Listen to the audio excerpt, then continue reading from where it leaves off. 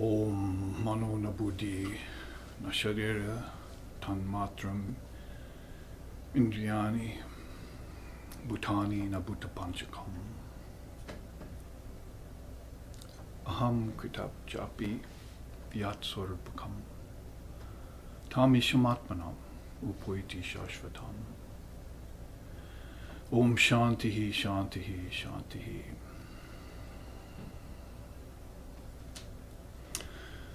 That one attains to the supreme state of consciousness who dissolves mind, intelligence,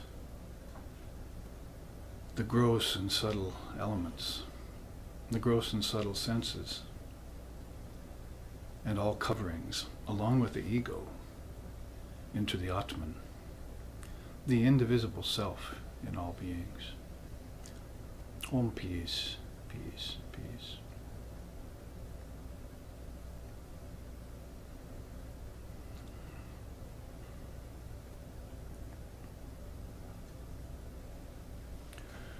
Om yo brahmanan vidadati purvam yo vai vidamscha prahinohi tasmai tanhadevaha atma buddhi prakasham mumukshurvai sharnanaham prapadye. Om shantihi shantihi shantihi. That one formless entity who projected Brahma, Vishnu, and Shiva at the beginning of a cosmic cycle, and who delivered the Vedas unto Lord Brahma, who is the eternal bridge to immortality, who is partless, actionless, faultless, and divine, resembles fire that has devoured all its fuel. I go always for refuge to that supreme Brahman, whose light turns the understanding of mankind to the Atman, the indivisible self in all beings.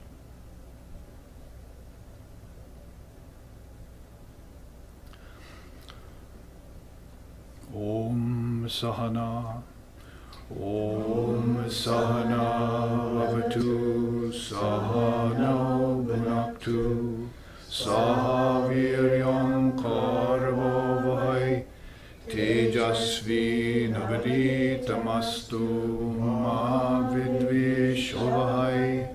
Om Shanti Shanti Shanti. May Brahman, the reality, protect us. May Brahman sustain us. May Brahman illumine our thinking process.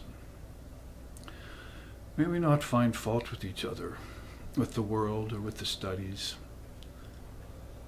And may what we study be a source of inspiration to us eternally. Om peace, peace, peace. May peace be unto us, and may peace be unto all. Om Hari Om.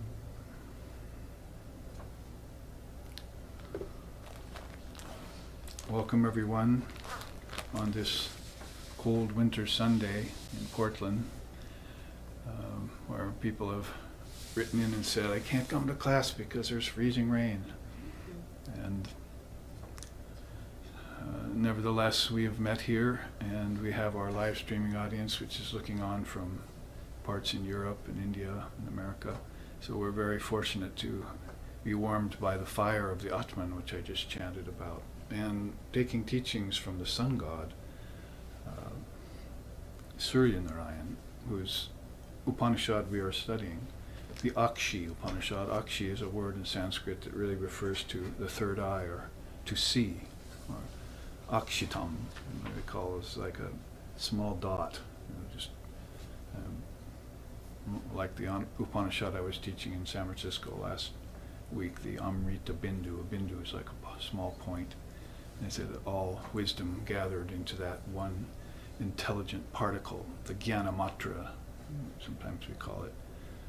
There are billions and billions of particles in objects, but why not turn inside and find the billions and billions of particles in your own mind called intelligent particles?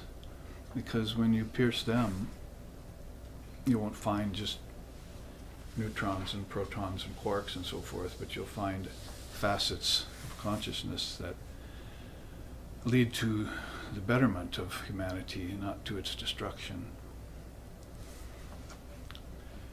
And the rishi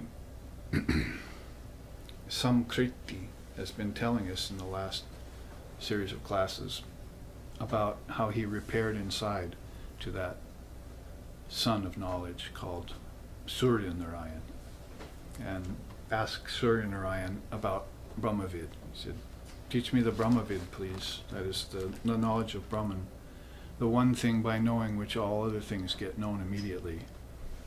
So whereas most beings are trying to find the infinite through the finite, which can never happen, these special souls, they seek out the infinite and merge themselves in it, like the chant I just rendered this morning to start off. And through understanding the infinite which transcends the finite, then they see the infinite in the finite.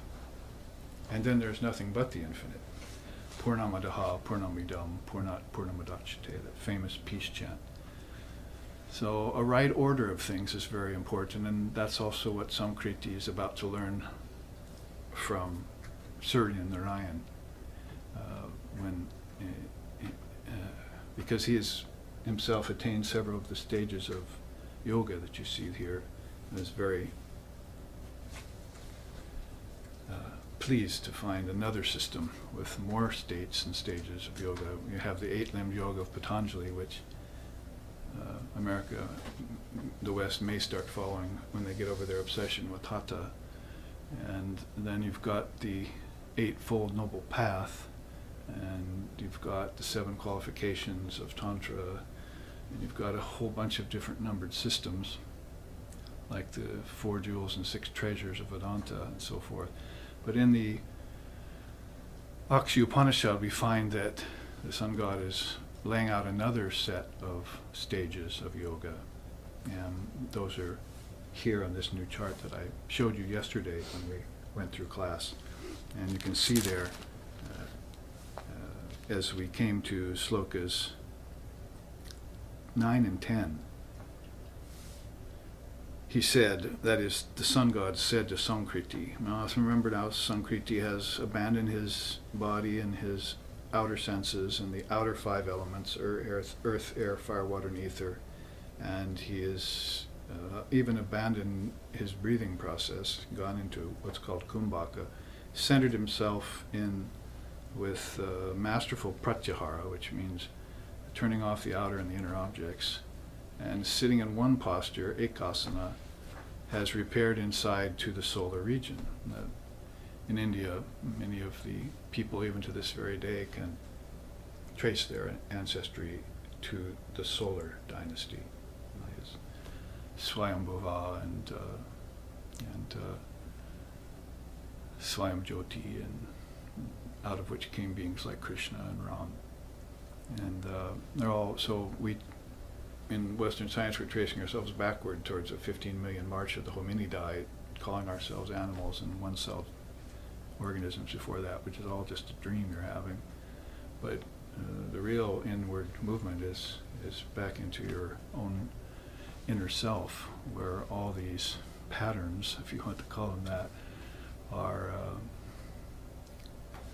traceable, and how you would find yourself, your way back to the source inside at the time of your passing from the body, or at the time of your meditation, because whether body is there or not, it doesn't matter, the consciousness is still there, which you prove every night in deep sleep and when you come out of it. So your focus, your concentration, or dharma, which is the 6th stage of yoga in the Patanjali system, will afford you that ability to course in and out of your consciousness with consciousness intact and in tow, instead of losing consciousness or awareness in sleep and dreaming the 1,000 imbecilities of the mind, Vedanta calls it. So with a great focus and a grand intention, and with the goal, Gatam, Paragatam, Buddha said, with the highest goal in mind, then Sankriti has repaired inside and found the sun god in his own realm, in his own solar dynasty. And then he's telling him, one attains the first state of yoga.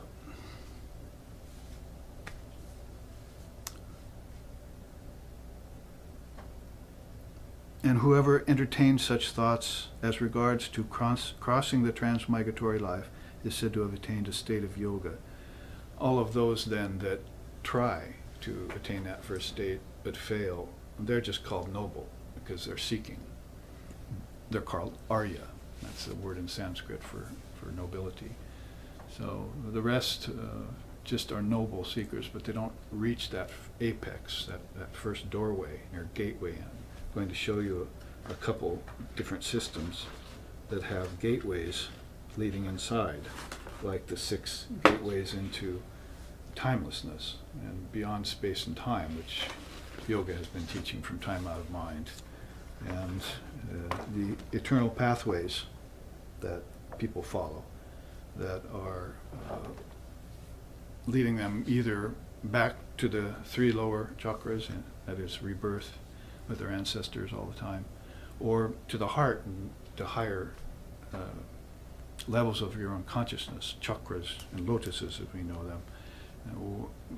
Going whither they do not return again. Path of the sun, path of the moon, if you want to take Krishna's teachings in the Gita about it. So he says, he tells him, there's this first stage of yoga, and it all centers around transmigratory, giving up transmigratory life. Now, for people who are not necessarily attached to the body, they don't fear death, and they know of something that lies beyond just relative existence and physical matter, and they have a good faith around that, and they are noble, they're Arya.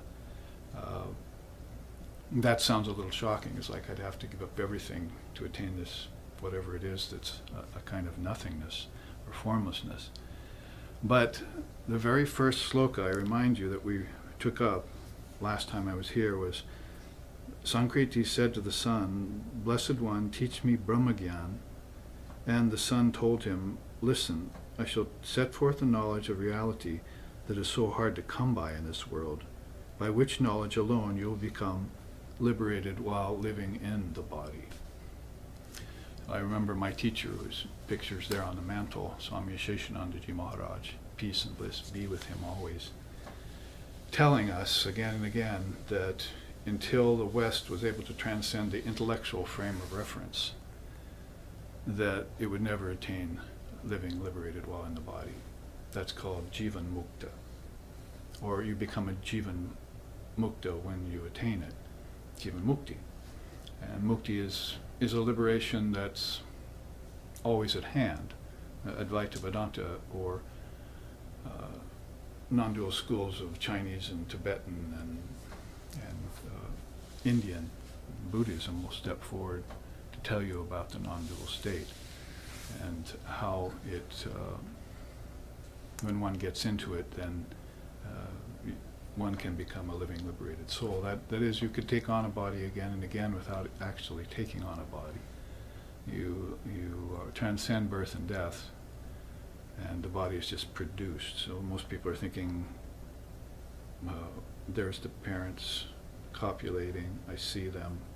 They're in a bardo outside the body. Now I'm going to choose 2 of them. I'm going to be born to them. I'll become a fetus, and I'm doing this. I'm becoming. Whereas souls who have the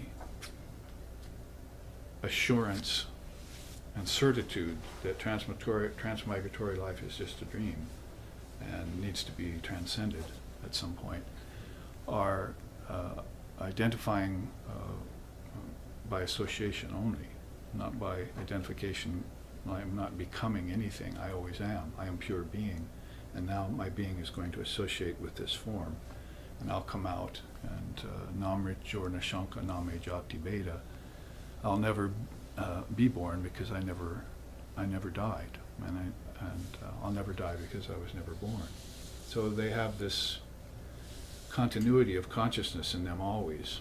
The Sutradhara, the thread that runs through everything, is their point of focus while they're alive in each successive body. So just to say that crossing over the transmigratory life as the first state of yoga means that you're never born in ignorance again. You're not really born at all. But if you take on a body, you simply associate with it and give it up. And you can do this as many times as you want. That's called Jivan Mukta. If you want to move to shift to a lower position about that, then people who are noble or Arya are trying to attain this state through Krama Mukta. So they become Krama Muktas. They say, I'm going to get my enlightenment by stages. I'll take it a little at a time. I'll bring some of my karma forward from my last lifetime, work it out, and as I do, I'll have more insight. And we call that, in higher circles, we call that the risky path, you see, because so many things can get in the way of, as you know, of your best intentions here on earth. So we're shifting to the Krama Mukti position, but Jivan Mukta is something that will definitely net you that first state of liberation. And after that, there's something called Videha Mukti. Videha means no body. So you attain a bodiless state, say like Swami Vivekananda does. And he comes every once in a while anyway to take a body. But Holy Mother said about him, he sits like a wooden statue in a formless state for 700 years at a time, and then maybe we'll come and take a body. So this, of course, is a incomparable and inexplicable state of oneness that is filled with ananda, or bliss, they say in our tradition. So the first stage of yoga, then you attain the second state of yoga, which is called analysis. So the next sloka says, Vichara, the sadhaka resorts to the foremost scholars, well known for their serious interpretations of Shruti and Smriti, good conduct, fixed attention, contemplation, and right activities. So they're immediately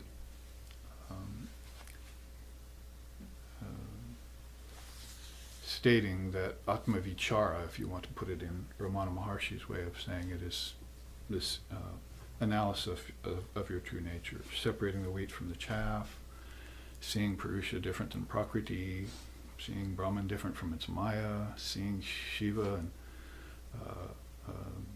Jivatman and Paramatman different, separating the wheat from the chaff. You could go on thinking of all sorts of ways in which this one most important spiritual element, which most people do not have nowadays, is the beginning of a true spiritual life. And that is separating the real from the unreal.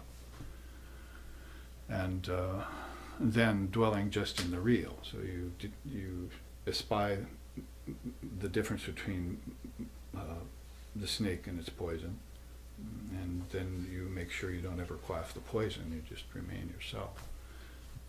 All that poison is in there, in you, in the respect that it's in your mind. Well, the mind is dual by nature, so it has all these potentials in it, good, bad, mixed. Is a good triple subdivision to talk about there. So here he's approaching the great teachers and is told, you resort to the sadhaka, resorts to the foremost knowers of Brahman, and hears about the truth in every life. That's Shruti. Smriti would be all of the parables and stories and myths and various ways of expressing God in relative terms, like who the noble could understand God by this way.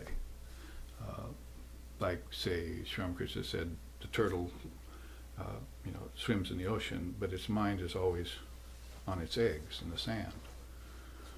So, I mean, there's again the wheat and the chaff. you're supposed to swim in the ocean, of the world, but your concentration is on your eggs in the sand, which means divine reality. And so if you separate yourself out from your source and you become an apparently individualized being, you should never forget the fact that you're one with the Father, or in my tradition, one with the Mother, Divine Mother. And that would satisfy the second stage of yoga. That is, there you can see it there, vichara, bhumika. Bhumika means like a kind of a ground or that you've attained. And so you study with the acharyas and the gurus and the preceptors. And this is a review from yesterday with a little bit more explication. And then we took up the teachings about the scriptures, if you remember. Oh, not going to show that one yet. There's a nice surprise I have for you soon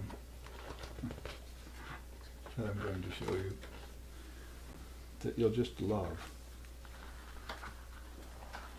So we looked at the secrets of the scriptures at the end of class yesterday, and what they tell you, how you have to divide the scriptures into four different interpretations, and that there are two types of knowledge, and there are three ways of interpreting the scriptures, and then the scriptures form one of the three great sources. Now, India has so many profound scriptures, not just one holy book, but it has so many, dozens and dozens, hundreds maybe, of profound books on Smriti and on Shruti, because of these secrets, that they've never taken the word lightly. They've always taken the word very seriously.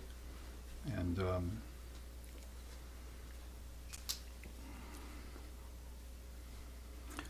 the sadhaka resorts to the foremost scholars well known for their serious interpretations of the scriptures. So they're not taking the word lightly because they know the word inside of the word belongs to the Vak Devi. Vak means word. So in every word there's a power, just like in every physical atom there's a power. But in every word there's a power of intelligence. And that's Vak Devi, that's Divine Mother. And she splits herself three ways too in the word, into via the mantra. And so you uncover her throughout your life. If you take to mantra practice, you uncover a third of her, and then the second third, and then the third part of her. It's called Tripura Sundari. She's beautiful Sundari. And by contemplating her, you get deeper and deeper levels of the meaning of the word. And so they never took the word lightly at all. I mean, you would never hear them saying, "Oh, what's in a word," for instance. What do you mean? Everything's in a word. Call you by your name and you'd respond. So something must be in the word if you'll respond to it. So name, form, time, space, causality, the fivefold Maya, everything can be enfolded back into the word. And that's just the outer word. And then you get to the inner word, and it's particles called letters. And then you get to the particles of the letters, and that's called intelligence. So that's why they never wrote anything down for the longest time, because they were transmitting it by sound transmission from tongue of the illumined to the ear of the sincere and serious practitioner.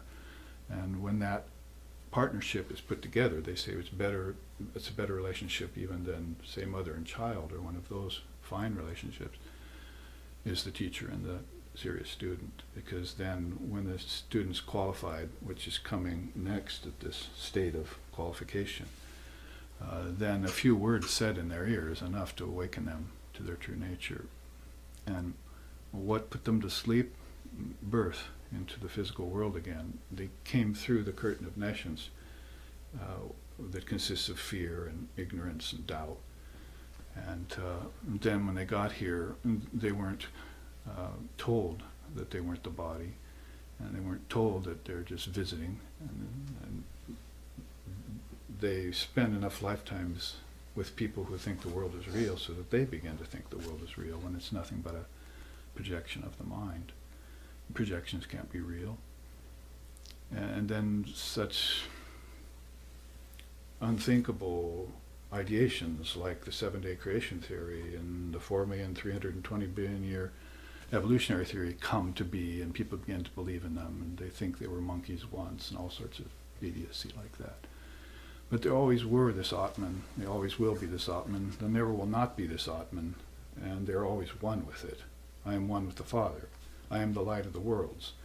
When you have that kind of realization, whether it be in a cave by yourself or out in front of the world, in front of thousands of people, if you're an avatar, then basically you have reached the full realization of 7 stages of yoga, or the 8-stage Patanjala, or the 7 qualifications, or the 4 treasures and 6 jewels. All of that is known to you. And that's why it says here, they resort to the foremost scholars. And then the next sloka, which I'll share with you now, as a householder knows his homestead, so, having mastered all that is to be learned, the sadhaka comes to know the categories and the doctrines, vis-a-vis what has to be done and what has to be avoided.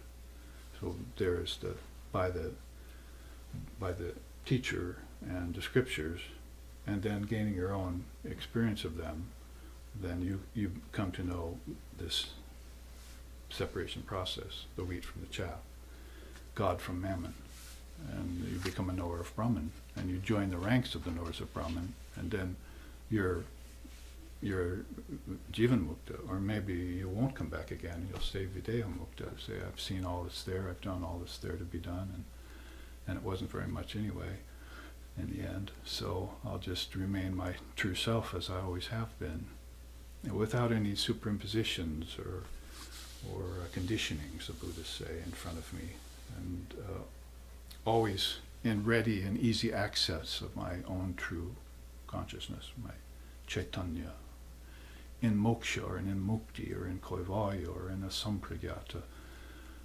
nirvana, or nirvikalpa. There's so many words for it in the different Indian traditions of this state of highest quality consciousness that actually is hard to talk about because it has outstripped all qualities. Now, how do they do that? Well, I'll show you, not for a long time, but I'll show you an old war horse side by side with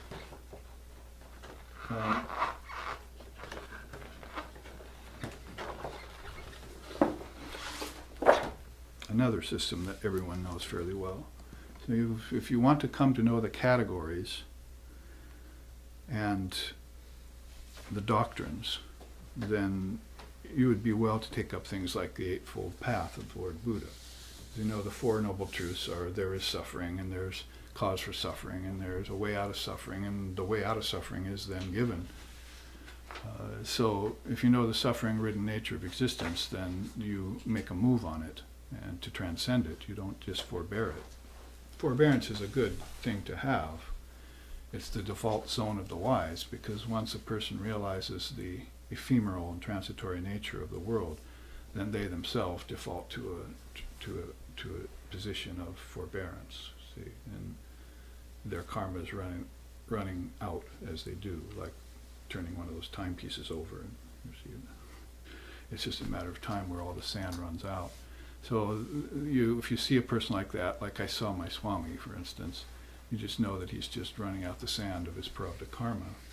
Prarabdha karma is arrow already shot from the bow, so there's nothing you can do. You took the body, and now you have to bear it, and you have to pay the price for it to the last farthing.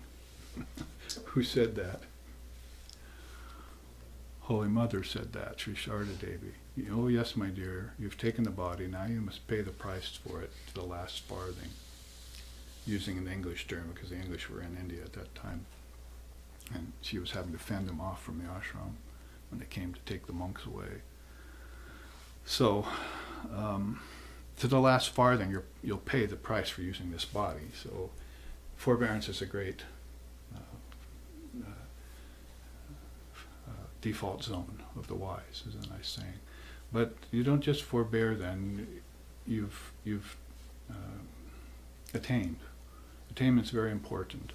So here, Sankriti is learning from Surya Narayan that to attain these doctrines is, and to know them inside and out, is tantamount to be able to leave the body and come back to it any time you want, with the least amount of pressure or grief or emotion.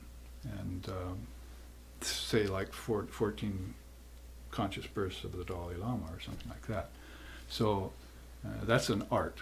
It's a spiritual art form. It's like, you know, a palette that you're painting different canvases with, and the canvases are your lifetime, and the paints and the colors are the different things that you're drawing from your own self to paint this canvas. And one of the things you'd want to paint would be knowledge of rebirth, knowledge of the bardos you're going to and the bardos that you came from.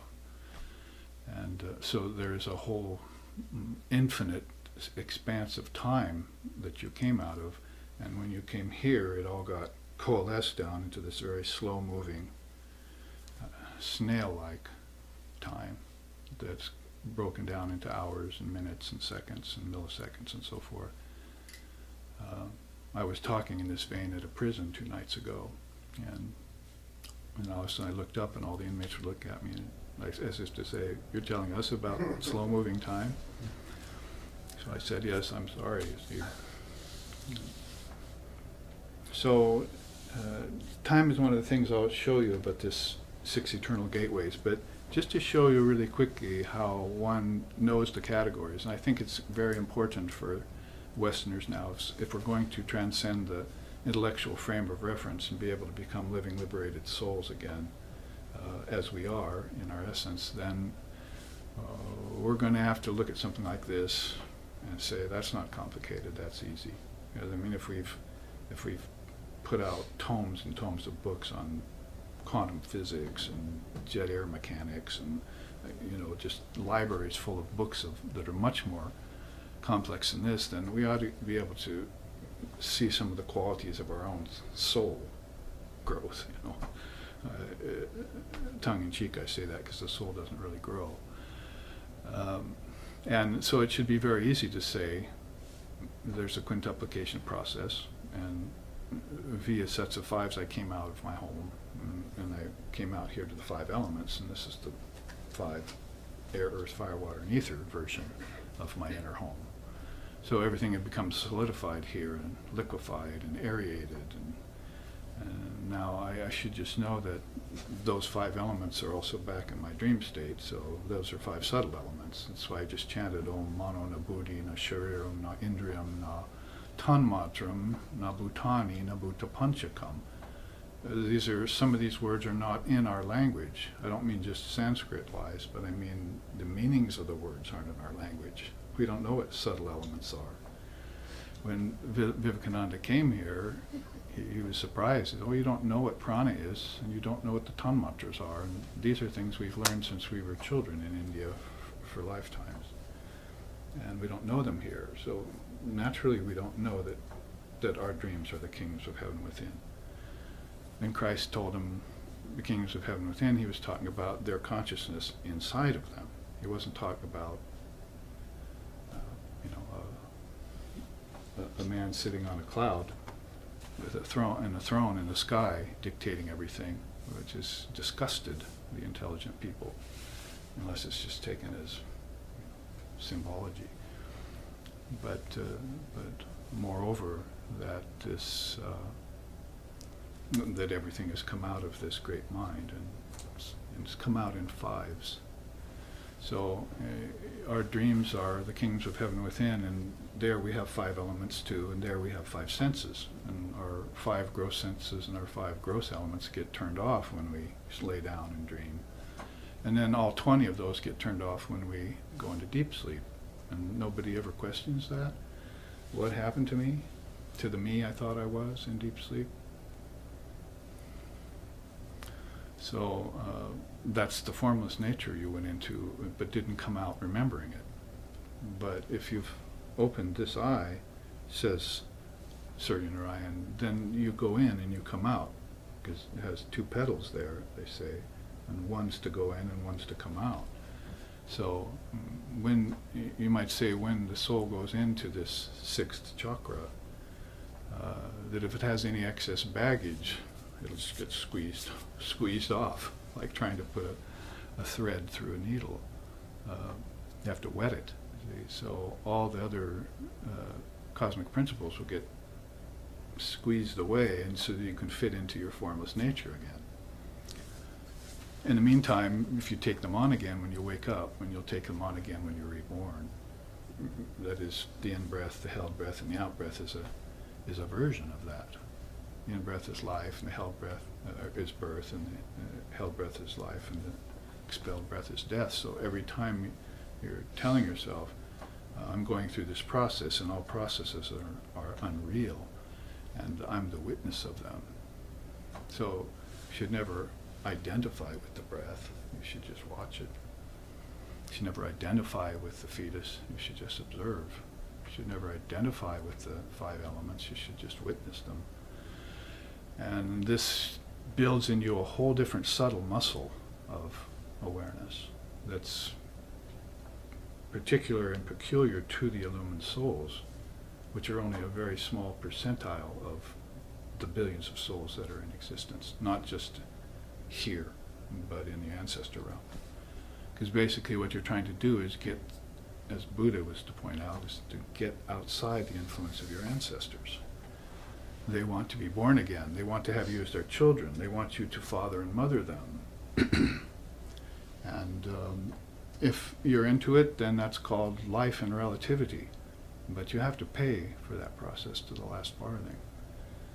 And he would say, Lord Buddha, you'd pay for it with birth, growth, disease, old age, decay, and death. The 6 transformations. So there's something you should know. You know, put that into your playful, fun life. You got to mix that in there. You see. Well, there is the 24 cosmic principles of the gross elements, the subtle elements, your gross senses, your subtle senses, and the fourfold mind. If you want to be true to the fives, then the fourfold mind would get, God's mind would be the fifth. That's called Mahat, or Hiranyagarbha. Or you could call it Brahma, Vishnu, and Shiva. God's mind is the fifth aspect of mind. So it's 5 sets of fives going in and 5 sets of fives coming out. And so numbers, words were important, but numbers were important too, but not for some sort of mystical reason. Like there was some sort of pattern in them that would wake you up to some sort of new revelation in Maya. There's no new revelation in Maya because there's nothing new under the sun. The whole mystery is that how it came out of your mind and you don't know it.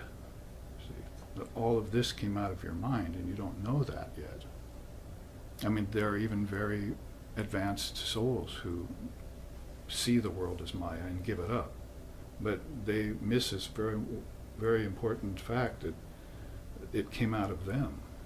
So they're averse to it, see. If it came out of then it would have to be averse to their own process too, because they'd know it came out of them in fives, came rolling out, and in meditation and sleep, deep sleep and so forth, it came rolling back in, and they'd get tired of that process.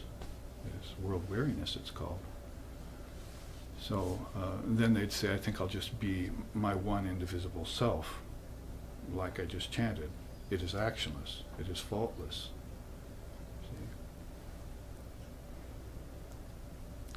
It is divine. So you'd want to center in that. So pretty much without going through all these words, I already just sort of encapsulated it for you. 24 cosmic principles would be a system you'd want to know. Also, maybe the Eightfold Path would be a system you'd want to know. Eightfold Path means, well, that is something maybe it would be more efficacious to look into.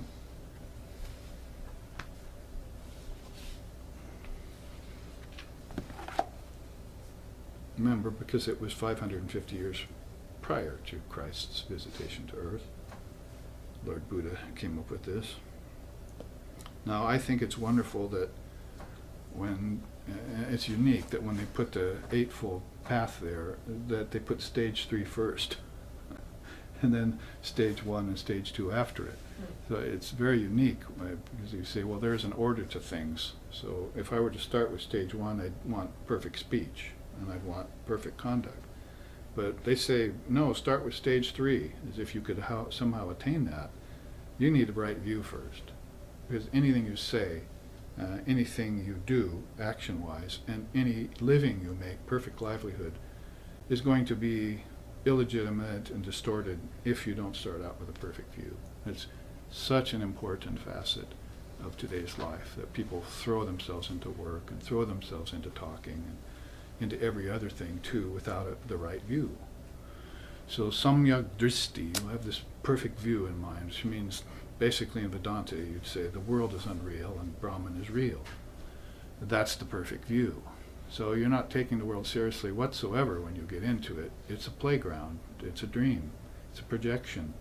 And I should, in order to make sure that it doesn't become a nightmare on the playground with a bunch of bullies in it, you see, I better know the systems, and so that I can defend myself against it and retain knowledge of my true self. So perfect view and perfect resolve come first. Direct insight into the Dharmakaya. So just what Samkriti is being told here by Surya Narayan. Get the knowledge from the scholars and the teachers of this eternal truth that they have known from time out of mind, and which doesn't change and always remains the same from age to age when everything else changes. And basically that's the knowledge of the unity of all existence. As I just said, if you saw the world to be Maya and you wanted to give it up, what you did, you missed that one little piece of how it actually came out of my mind, that I was responsible for the world. I and my cohorts, my egos, all my egos, was responsible for the world. Then I'd end up maybe saying, God projected it. And then you'd have a fundamentalist religion saying, that God is a creator, which is ridiculous. God doesn't create. You can't create something out of nothing anyway, as I've told you so many times. You have to create something out of something. You can't create something out of nothing. So all the seeds for creation are back there in the cosmic mind. And you choose some of them when you come out. And avail yourself of them. You water them, and then you live your lives, and you go back in. And it doesn't happen just in 80 to 100 years. It happens with every breath, and it happens every 24 hours. That you're choosing seeds and watering them, and then dissolving them. And this is why the scriptures say you should, at the end of every day, you should meditate and dissolve all the thoughts that you had that day, like bubbles into water. So your practice would be, I'm going to dissolve everything that happened to me today like bubbles into water. Buddhischa yata jale. And if I can do that, then the next day is a clean slate, and I never get any residue built up in my life. And I can stay ashesha, I can stay free of residue. And I can take that with me into my so-called death. And not have any residue to pull me back into the birth the next time. These are all facets of knowledge that the seers keep in mind, and then they'll put it in some way which you can understand it. I mean, they say 550 years before Christ, but 2,000 to 3,000 years before Buddha. You see, Copious was coming up with this. So time out of mind, and systems that pretty much telling you the same essential truth and keeping that sacrosanct, but at the same time, for the people of the age, putting it forth so that it will be known. It's all an inner process. If you forget that you've come from within, that the kingdoms of heaven are within, and you get caught in linear time and outer space only and matter, and of course you'll come to disbelieve this and even be averse to it. Even the songs sing about it being an inner process.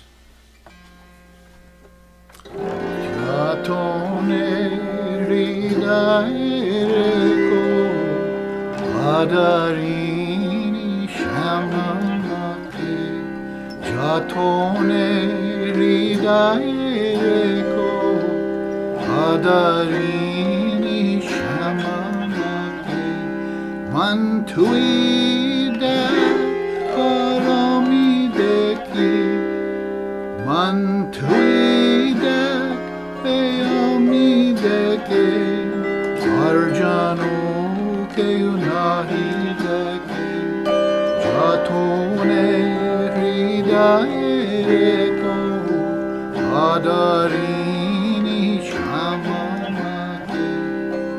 O blissful mind, awaken to the enchanting vision of Mother Shama within you by opening your inner eye of wisdom.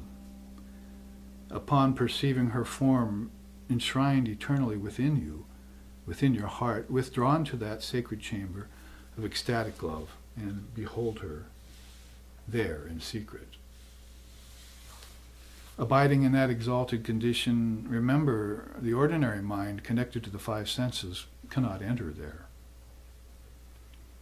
But you are allowed to bring the tongue so that it might spontaneously utter the blessed name of Kali, Kali, Kali, who is the divine mother of the whole universe.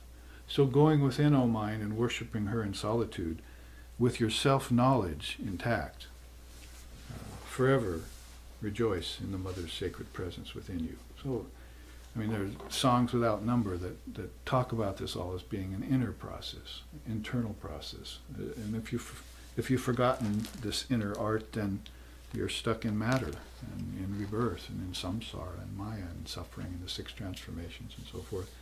And all nicely mixed in with pleasure, which is actually a worse predicament than suffering. It's the what's sweet in the beginning that turns sour later, Krishna calls it. So some things to say about perfect view and then perfect resolve. The stilling of all mental projections. So again, all those thoughts that you had, just dissolve them. None of them meant anything in the end. No matter how much import you thought there was there, it all comes to nothing in the end. Add zeros up, it's zero. Most people's lives are full of zeros. They only mean something if you put the one in front of the zeros. So that's the knowledge of the unity of existence. You see, that's your perfect view. The knowledge of the unity of all existence. If you have that, then you'll have this perfect resolve possible, which follows with mature renunciation, goodwill to all fellow beings, and absence of the desire to do harm. As if that's ever going to happen in this world. But we can always work towards it and hope. And when will man be friend to man, as Swami Vivekananda said. So stage 3 is called pragya. That's wisdom, inner wisdom that you should. It's wisdom and insight. It should be with you first, and it is there with the illumined souls when they're born. It doesn't take them more than a few years to remember that. They, sometimes leave their family like Christ did at 14 and Ramana Maharshi did in preteen. Just stand up and all of a sudden realize, oh, now I've seen through it. Bye, I'm out of here. And there to do my Father's business.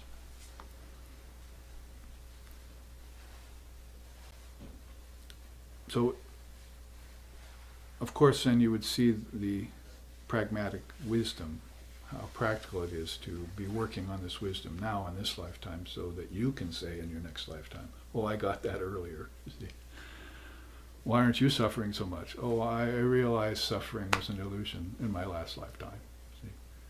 Why aren't you full of ignorance? Oh, I got knowledge earlier. See, it's just a matter of practicality. So that then points to this one moment in this life that you should, as some Kriti is learning here from the sun god, you must study with the foremost scholars, known for their serious interpretations of Shruti and Smriti. So why not take Kapila and Buddha as two of those?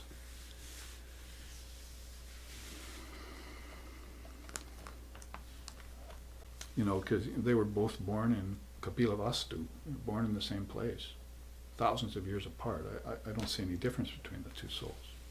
One came up with the Eightfold Path and Four Noble Truths, the other came up with the 24 Cosmic Principles. Might as well have been the same soul, parted by some several millennia, born in the same place in India.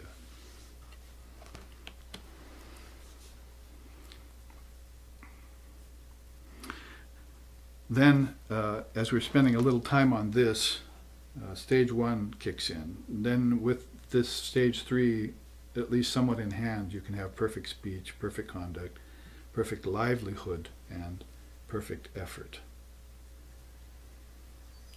Stage 2 then, and that stage 1 is called Shila. It's like, Shila is kind of like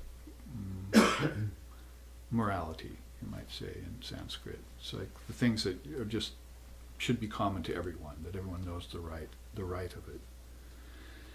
And stage 2 comes third, again, strangely enough, and it's called Samadhi.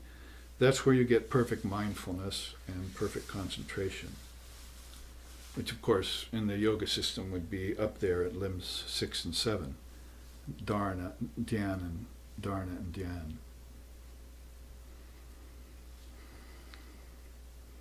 Of course, this is the fourth of the Four Noble Truths. The first, knowing there is suffering due to craving and desire. So we were sitting here before the camera was turned on, and we were being read the Gospel of Sri Ramakrishna before the live streaming audience joined us, and Sri Ramakrishna was saying that all religions are in agreement about desire being the problem, and Holy Mother is saying that desires are bringing you back into this body again and again.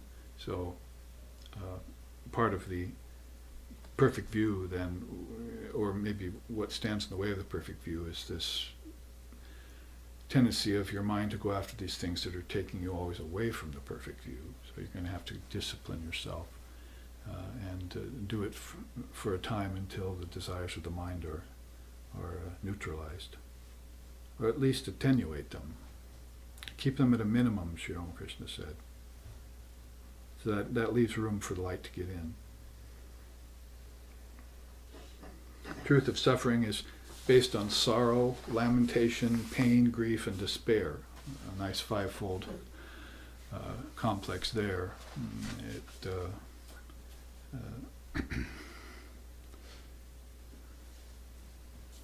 reminds me of the curtain of nations, because they say if the soul comes through the curtain of nations, it forgets all its wisdom, and then it has to quickly regain it, like Shankar did when he was 8. See, I mean, all of a sudden everything he knew came forward to him, and it's this amazing phenomena. See, India has known many Jesuses, amazing young lads. So and that was a special case in Shankara. He was teaching graybeards by the time he was 12. He had remembered all the scriptures by the time he was 8, and left home at about 12, and found his teacher, Govindapada, in a cave, and learned about his teacher's Gaudapada. And so all of a sudden just a revelation of everything came spilling forth to him. And that was 1400 years later, after this. So time just goes by like that, as if it were almost nothing to these illumined seers. They're playing with time, not suffering it. But it reminds me of the curtain of nations, because they say the curtain of nations is, Lord Shiva gives that teaching. He says it's ignorance, doubt, and fear are the actual ingredients of the curtain of nations. And the soul goes through it, feels those effects, and then broods on them. So if you can reach earth plane, and those effects are somehow waylaid by your ability to not brood on them, then the curtain of nations stays thin, and you can always remember yourself through thick and thin. But otherwise, people brood on things. You can see their despair, their lamentation, their pain, their grief, their sorrow becomes real to them, and it's just the thickening of the curtain in their own mind. They're putting themselves further and further away from their true nature, and it's not God's fault, and it's not the devil's fault. It's their own mind that's doing this to them, because the mind has done everything to us, for us, and against us. It's constantly doing it, all of those things, all the time.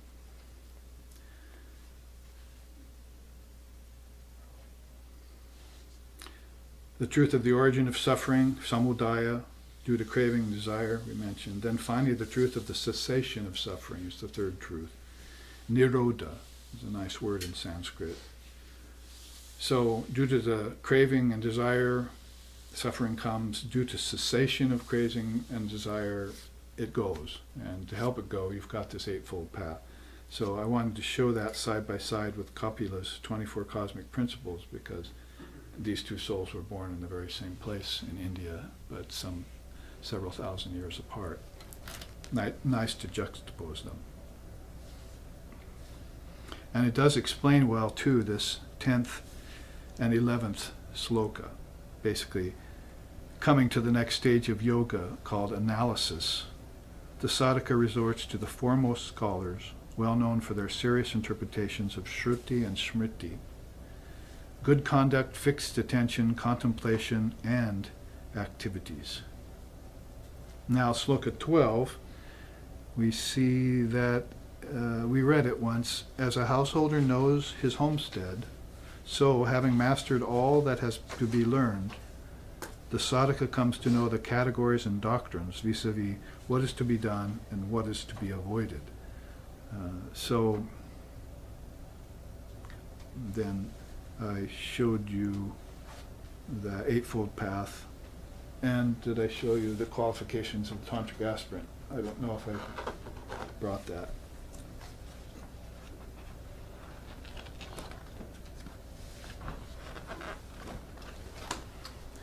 But if I didn't, oh, there it is. So the qualifications of the Tantric aspirant are there to also explain this sloka, to flesh it out for us.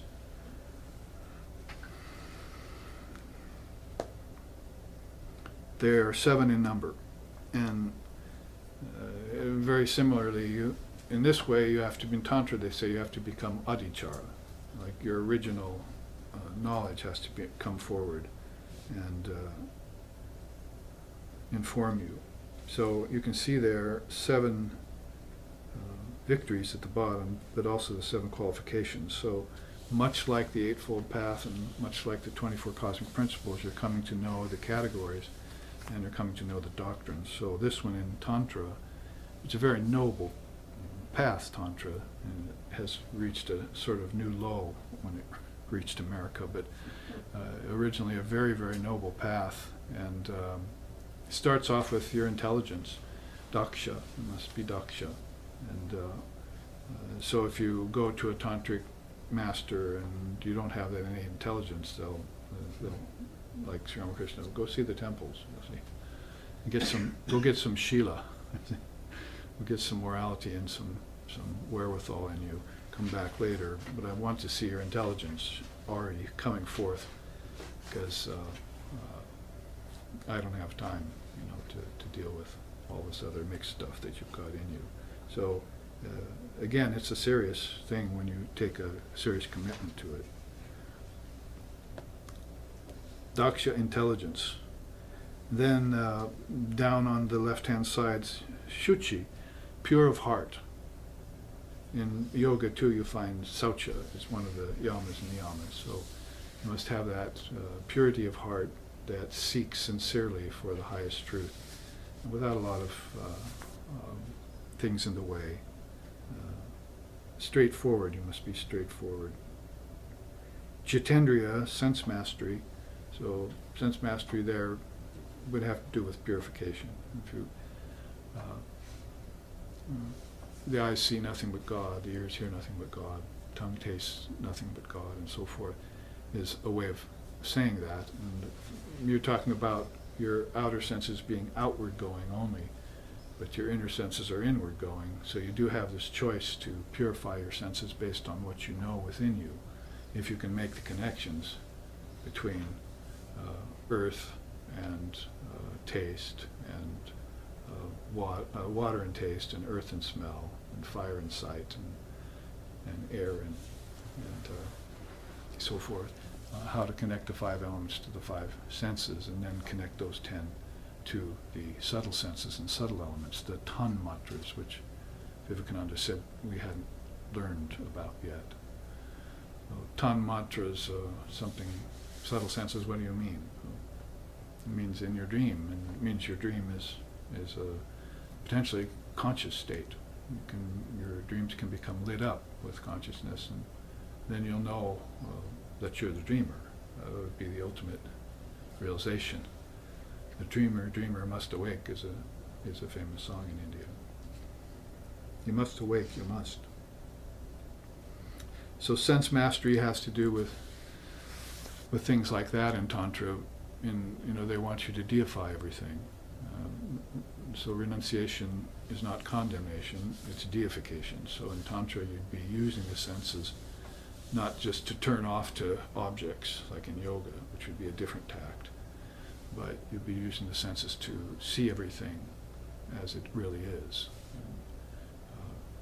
Which would mean you could see through things, see through the appearance of things. You'd have pure senses when you could see, say, Brahman in everything. That would be the last and final stage of that process. The final word in spiritual life in this world, John Krista said. Then you have sarvahimsa vinir muktaha. You must be peaceful and non-violent. So much like yoga, which starts out with ahimsa, Tantra also says the same thing. As if you harm anything, especially willingly, consciously, and so forth, that's going to be an obstacle in your mind every time you go and try and do something. Like a guilty conscience kind of syndrome.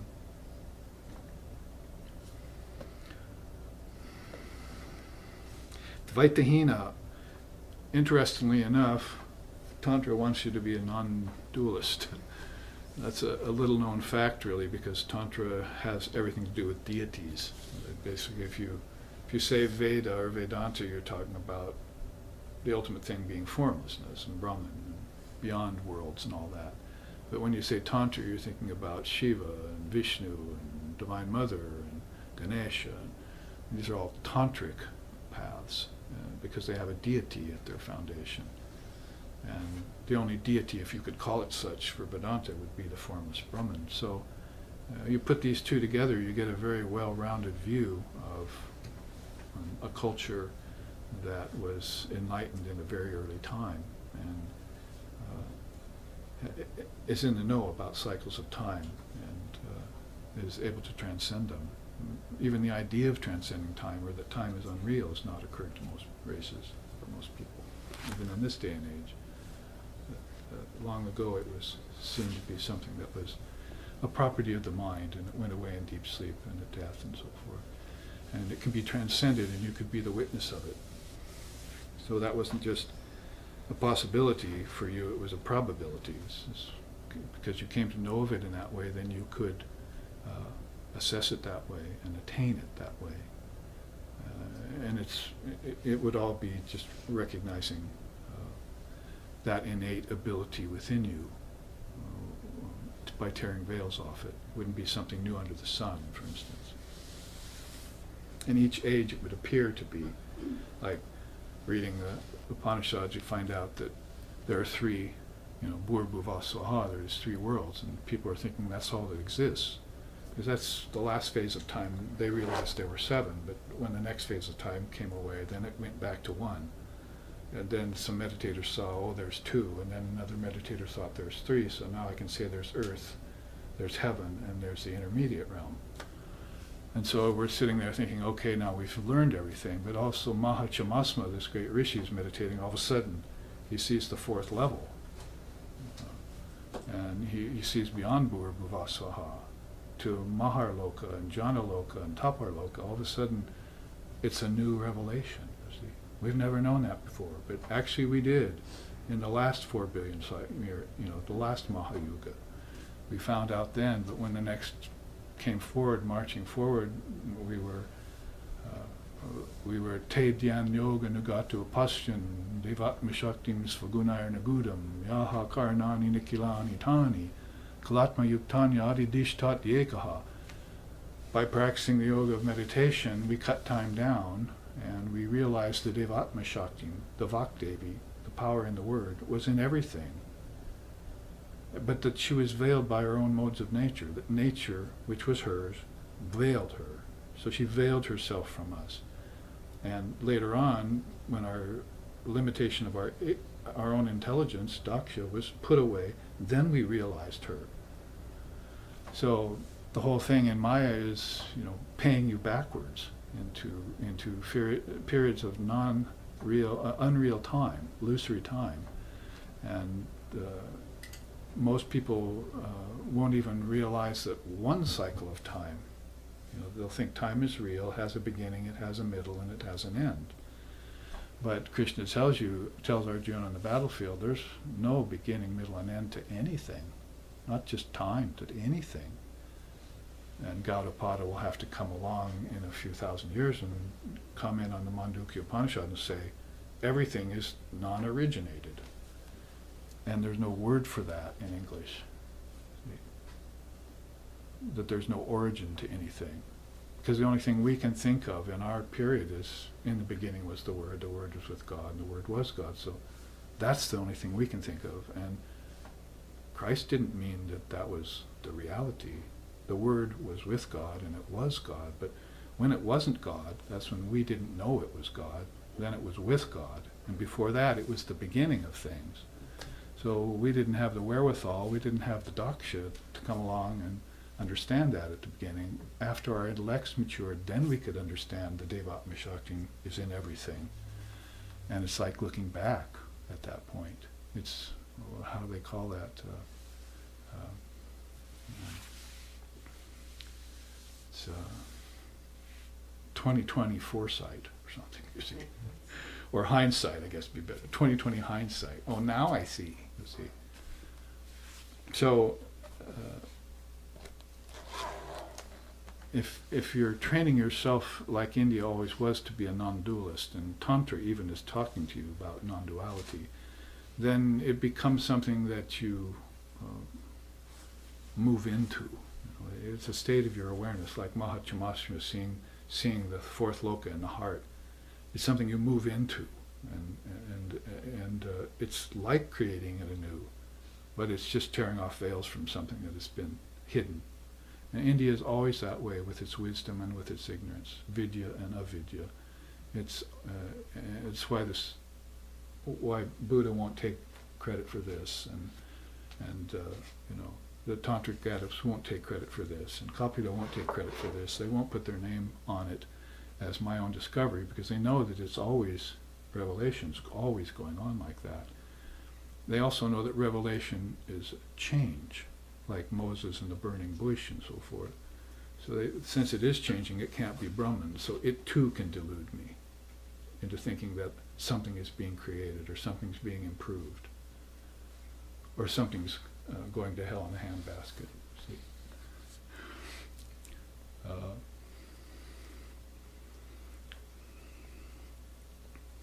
As Vivekananda said, there's no such thing as a good earth. That's like saying hot ice. So you're going to have to accept it as it is, because that's the way the mind projected it. So this is why they would want you to be Dvaita Hina. It is not just a dualist Dvaita, but Advaita. And I think the very best way of becoming Advaita is through Vishishtadvaita. The Dharma is the best thing going right now in the world, and I'm absolutely stunned that people aren't flocking to it. I'm stunned. I'm depressed. I'm disappointed. This is what you need to know. And I mean, it's right there in the Upanishads. It's the quickest awakener, like Vivekananda said. Jnana Yoga is the sword of discrimination that will wake you up in one lifetime. Bhakti Path is the slow boat to China. See, dancing and singing and so forth doesn't get rid of your ignorance. Meditation doesn't get rid of your ignorance. You meditate for 10 or 20 years and you're still the same person you always were. You never had nirvana. This will waken you up. This will catch your attention.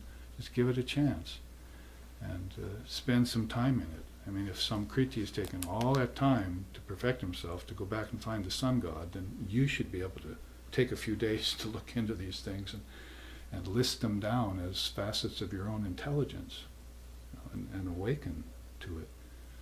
be in an ever-awake state. That's what our founder, Lex Dixon, said. I have yogic insomnia now, he told me once. I have yogic insomnia. I'm never asleep to my wisdom anymore, and I'll never fall asleep to it again. So it's not such a high goal, and it's attainable in one lifetime. These systems should prove that to you, because even if 6 months or a year of studying with a great teacher can awaken you to this. And what he's awakening you to is your own knowledge. That's why he can't really help you. You're helping you. All he is reminding you is what he's doing. He or she, my Holy Mother, reminded us of all this. So, well, what else would be there next but Astika? You see, devotion to the scriptures is exactly where we started off, and now we've come full circle with it, with study of the scriptures and looking at these numbered systems in India. So, daksha, intelligence, connected with nonviolence, connected with your tendency to try and attain non-duality or a non-dual state, connected to devotion to the scriptures. That's the formula in Atmagyan or in Jnana Yoga to waken up soon and quickly and develop a taste for it and satisfy all other desires. I mean, there have been souls who have gone to their teachers and said, well, okay, I learned all the scriptures and I did what you told me and I memorized things and I can recite things now and I'm contemplating the deep teachings and I see what you mean. But now what do I do? Okay, now increase your devotion to God. See, that's the words that have come back to us. Now increase your devotion to God. Because perfect view-wise, if you tried to get into things early, you tried to practice the bhakti path early, and you didn't have a perfect view, then you're loving all the wrong things at the wrong times for the wrong reasons. And doesn't that define the world? So you get the perfect view first, and then you get things later like real love. You don't have any question about it then. It doesn't come and go, or you love some things and don't love others. So it's the best way of proceeding again. So devotion to the scriptures is, they accuse Shankara in his life, well, you too much jnanam, there's too much words, there's too many scriptures and all that. He says, well, I'm afraid my devotion is to discrimination. It's in the Vivekajudamani. I have my devotion is to discrimination. So it's not to some form of God that he was, although he saluted Krishna at the beginning of every one of his scriptures, probably to placate the Vaishnavas, who were always at him. But basically, he was there to say how important discrimination between the unreal and the real is for this age. Because he lived in our age, really, 700 AD. So that one thing missing, the sort of discrimination missing, we go around blindly in everything we do. If you could just separate the wheat from the chaff, everything would be right. Which is, this is a separation of the wheat from the chaff. So is this, so is this. What's important and what isn't? What's real, what isn't? What's essential, what's non-essential? What's true, what's false, and what's mixed? This is basically what he's saying here. So then you would end up in a very nice place with these 7 qualifications. You would have Brahmanishta, Brahmavadi, and Brahmaparayana. Your faith, your path, and your refuge would all be in God. Sorry for the G word. Some people don't like that, but Brahman, we would say. Some people don't like that. So Allah, no, we don't like that. So then I have to keep silent. Just call it that, or tat. So your path, your refuge, and your faith is all in that, with a capital T. And end of game. You talk about end games, that's the end of all games, when you can claim that. And go around in your life, at all stages, and with all qualities, and knowing all the tattvas and categories, you can move amongst them, and pass through them, and outside of them, and back into them, with ease, with mastery, which is what Samkriti is learning here from Surya Narayan. Now the next sloka has a precious chart attached to it, which is going to really thrill you. And so I'm going to save that for after the break. So don't go anywhere. You've got to see this. You'll be so happy you did. So here, let's pause with the live streaming audience for 15 minutes. Thank you.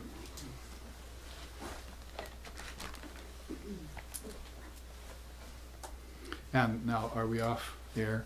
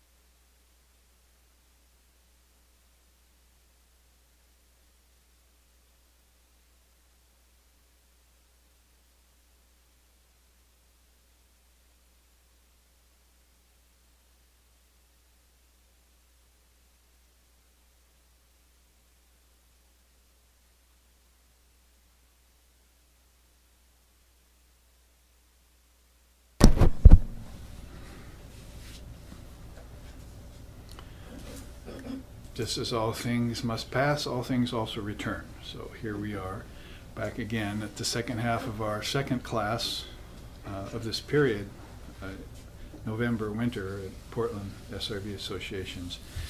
And we have been coursing our way through the Akshi Upanishad, slokas 8, 9, 10, 11. And before we leave 11, and I show you that surprise chart that everyone's going to just love, I wanted to show you this in correlations to those categories and doctrines that should be known, that the sadhaka seeks after, to ground himself in the scriptures, and so that right view, perfect view, and all of those things are afforded to the seeker, even at the outset of life or at the outset of spiritual life, in accord with that 7 stages of yoga, where the first doorway is to come through the idea of transmigratory existence. A lot of people don't even know that it happens, so you'd first have to find out about the actuality of, in a relative sense, of rebirth, because most people don't believe in it or don't think about it, one or the other. But it's not an absolute law, karma and rebirth, but as relative laws, they're very pertinent to a dark age, which the Kali Yuga that you're in now is supposed to be. Darkness of ignorance is covering everything, taking the unreal to be the real. So taking matter, for instance, to be the only existence would be a modern way of saying that Vedic axiom.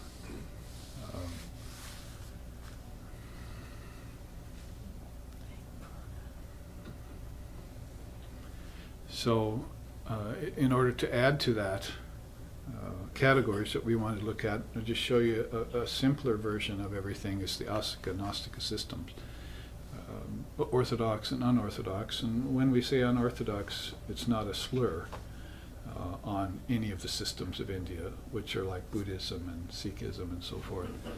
It's just that they don't take the Upanishads and Vedas as their authority, and so they've come through a different gateway, as it were.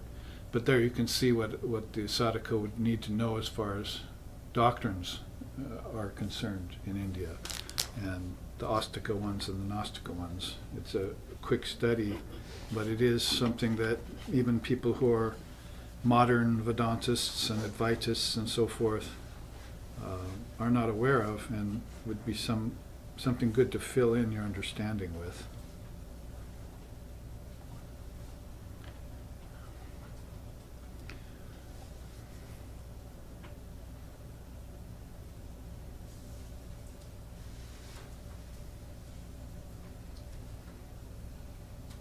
Also be something to fill in my iPod with. Oh, there it is. All right, so here is a quote at the top. Basically, everyone has borrowed from Mother India throughout long phases of time. So there has been an endless sweep of religions, philosophies, and pathways emanating from her. In other words, not just one sacred book or a single prophet or avatar, but many, many of each. And within this plethora of spiritual avenues, there has always been room for those who profess the existence of divine reality, as well as for those who do not care to either admit it or emphasize it. Like Lord Buddha, for instance, the rebel child of India, I've heard him called. Because at the time when he was there, he came up with the Four Noble Truths and Eightfold Paths, which you just saw, and was not into regurgitating the Vedas, which were in a fallen state at that point. And we know that after the Buddhist period came, then Shankara was on the scene with Vedanta again, and particularly with the Advaitic accent and emphasis. So every religion, as Krishna says in this picture on our wall here, that all these yugas pass and religions over the long flux of time emerge and sink back in like the ocean heaving forward and back. And so they all live their time and have their time, and then they'll come back again because it's all unoriginated. Everything is eternal. Just wait long enough to see it. So the Astikas on one side and there you'd see the Shat Darshanas. Basically, in India, there, I'd say two of them are still prominent, Sankhya and Yoga, and then now Vedanta. So of the six, thanks to Swamiji, the Vedanta has got a resurgence, even here in our country, in the West. So you can see Sankhya, Yoga, Purva Mimamsa, Uttara Mimamsa, Nyaya, and Vaisheshika, and the founders of each, that's so-called founders. Kapila, Patanjali of Yoga, Jaimini of Purva Mimamsa, Vedavyasa of the Uttara Mimamsa, which is the Vedanta, and Gautama of the Nyaya school, and Kanada of the Vaisheshika school. Those are all considered Astika or orthodox systems. They admit the existence of God, although, like I put an asterisk there in front of Kapila's system because he never mentioned it. And also, Buddha didn't necessarily mention the existence of God or the non-existence of God. So, as if, the idea of the concept and projection of God with form has been so far flung and so mixed up that they just would rather not start there with people's ideations, which may be generations, even centuries and millennia long, and just cut to the chase to the original consciousness, which is what systems like Advaita Vedanta and Zen Buddhism are really best for. And taking it to be the most natural of all things without any sublations or coverings. On the other side, you see the Gnostica, unorthodox or non-orthodox systems. They're rather non-committal as to the existence of God. Buddhism of Lord Buddha, Jainism of the Tirthankaras, ending with Mahavir. Jainism is at least 26 generations older than Buddhism, because you can trace these 24 Tirthankaras back from Buddhism, from Buddha's time, when there was no Buddhism then, but Buddha's time. And you can see how old nonviolence is in India. It's one of the beautiful things, Buddhism being the most pure spread of religion. They never lifted a sword or a finger to harm anyone, and it spread over the whole world in a short amount of time. Made people vegetarian and made kings quit having animal sacrifices and start practicing ahimsa and so forth. So it's really a marvelous example, maybe the most unique example. But before Buddhism, then there was, we might say, Jainism was there with the Tirthankaras, and Mahavir being the most recent of them. So we would go to him to understand Jainism. We have a Swami Brahmeshananda from the Ramakrishna Order has been contributing to our Nectar of Non-Dual Truth journal for the last 6, 7, or 8 issues or more, with articles on Jainism, where he himself got permission from the Ramakrishna Order and went and stayed with the Jain monks for weeks at a time and understood, to understand their way of thinking. And when people, even if they even know about Jainism, they think, I should wrap myself and not breathe an insect or a microbe because we don't kill anything. But of course that's a very surface understanding of the religion, which is probably more karma-based than any other of the systems. It's just basically, I want to keep my karma as pure as possible. It's not that it's going to be possible for me not to kill anything. If I scratch my hand, I kill blood, cells and so forth. So it's not that extreme in that sense. It's extreme in the sense that they want to keep everything, their karma, completely negated or as far as possible. So they won't even, for instance, in Swami Brahmeshananda's articles, they won't tether an animal, they won't take jobs of any kind that have to do with destruction of insects or earth, or they won't dig holes or wells or work in forests or work in a perfume factory or anything that you find eventually is all around. So it'd be very hard to find a job here if you were a Jain.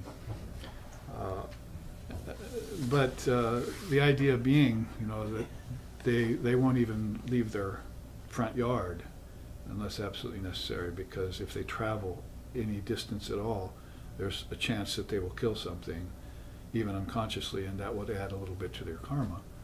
So karma is, again, a farthing. You have to pay it to the last farthing. It's not something you can escape if you're embodied. So you want to have the least of it present at the time of your death, so you can make an easy exit into the next state of your consciousness, wherever it is that you're able to attain, what loka or realm you can move to, or a realmless realm even, right straight to non-duality without having any weights on you.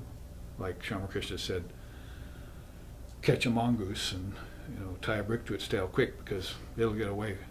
But then it'll even drag the brick up into its hole if it gets away. But it will have to come down because of the weight. So even good souls who are with their heaven-aspiring senses, the Upanishad said, have to come back to earth because of that brick on their tail. And so, maybe turn that brick into a small rock, and then into a pebble, and then into a grain of sand, so that the weights finally can't pull you down into the embodied condition against your will. Again, it's a quality or an ability of your soul that we haven't learned. We're just sort of leaving everything to chance. I hope it'll all work out for me, some sort of wheel at a gambling casino. Because the four yugas are named after the rolls of dice. Kali, Dvapara, Treta, and whatever the other one is, Satya. So basically, they're all rolls of the dice. It's a game. It's like they're saying, well, all this passage of time is just a game, and it's a chance. See? But of course, the yogis don't want to take that chance. The realized souls want to make sure that they have control over nature, because it came out of them, so it should be controlled. Control over their senses, which connect to nature, and control over the mind, which is at the hub of the whole shooting match, the whole game. So they'll take pains, extreme pains, in their sadhana to render everything as pure and perfect as possible. Like Shankar saying, they said, well, why are you still worshiping your guru, and why are you still offering flowers on the altar? And he said, well, I keep up sadhana every day because the mirror of my mind can get dusty, because that's the nature of mind. So on the relative plane, so I have to keep the mirror of my mind wiped clean every day. So, because I want the vision of God to be perfect without any blemishes or mars every time I look inside. So even the illumined then will do this Advaita Vedanta sadhana to keep everything pure and clear, kyati, with clarity, for themselves and for their students and for the world, whoever is coming forth to listen to them. So anyway, something about Jainism going back some 26 generations before Buddha, which was 550 years before Jesus. So you can see how long ahimsa has been, the idea of nonviolence and non-harm has been in the Indian soul like that, and how serious they are about it. And it's intrinsic virtue. Well, he got told here, some kriti or rishi has been told by Surya Narayan that you must learn the categories, and you must learn the dogmas, all of them, and know them so that you're well informed. And he mentions here in the sloka smriti and shruti. So there you see scriptures by classification. Shruti is the Vedas, the Upanishads, and the Gita. Smriti is the Itihasa, which is scriptural history. You'll find the Puranas and the Agamas all have lots of stories about yogis and saints and seers, but also about kings and queens and princes and princesses and street sweepers, and the whole gamut of people and how they fall into the four castes and all that, and what happened to them as they were living life, and what were the benefits of learning these lessons, and what were the downsides of having to suffer them. And that's itihasa, basically. It's a whole wide, and a lot of it hasn't even been translated into English yet. So Puranas, Agamas. And then you see the Tantras there, or the Darshanas and the Dharma Shastras. Those are another category. I mean, I think yesterday we went and read the Riot Act on it by by my list, this is off the shelf of my library, what I've read and studied over 50 years now. And you can see the Upanishads and the Gita and the Brahma Sutras hold the highest rung of Astika scriptures, and like that. Okay.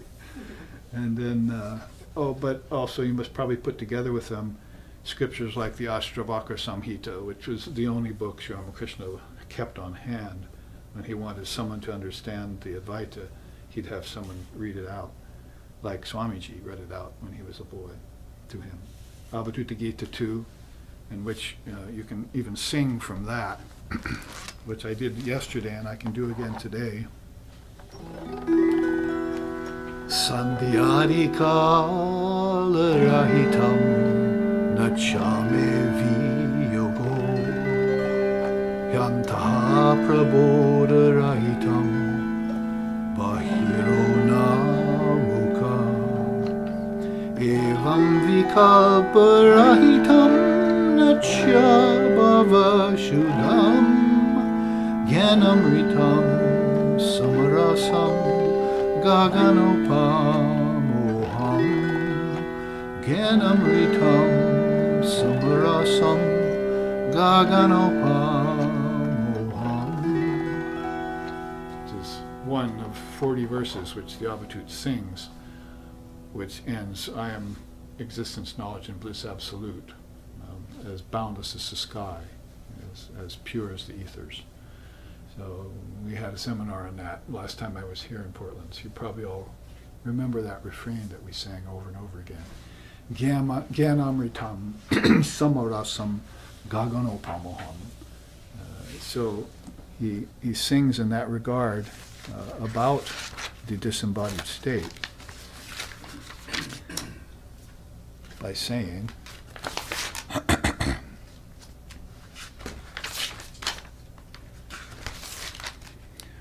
nameless, formless, timeless, spaceless, what to say? The Supreme Brahman is neither this nor that.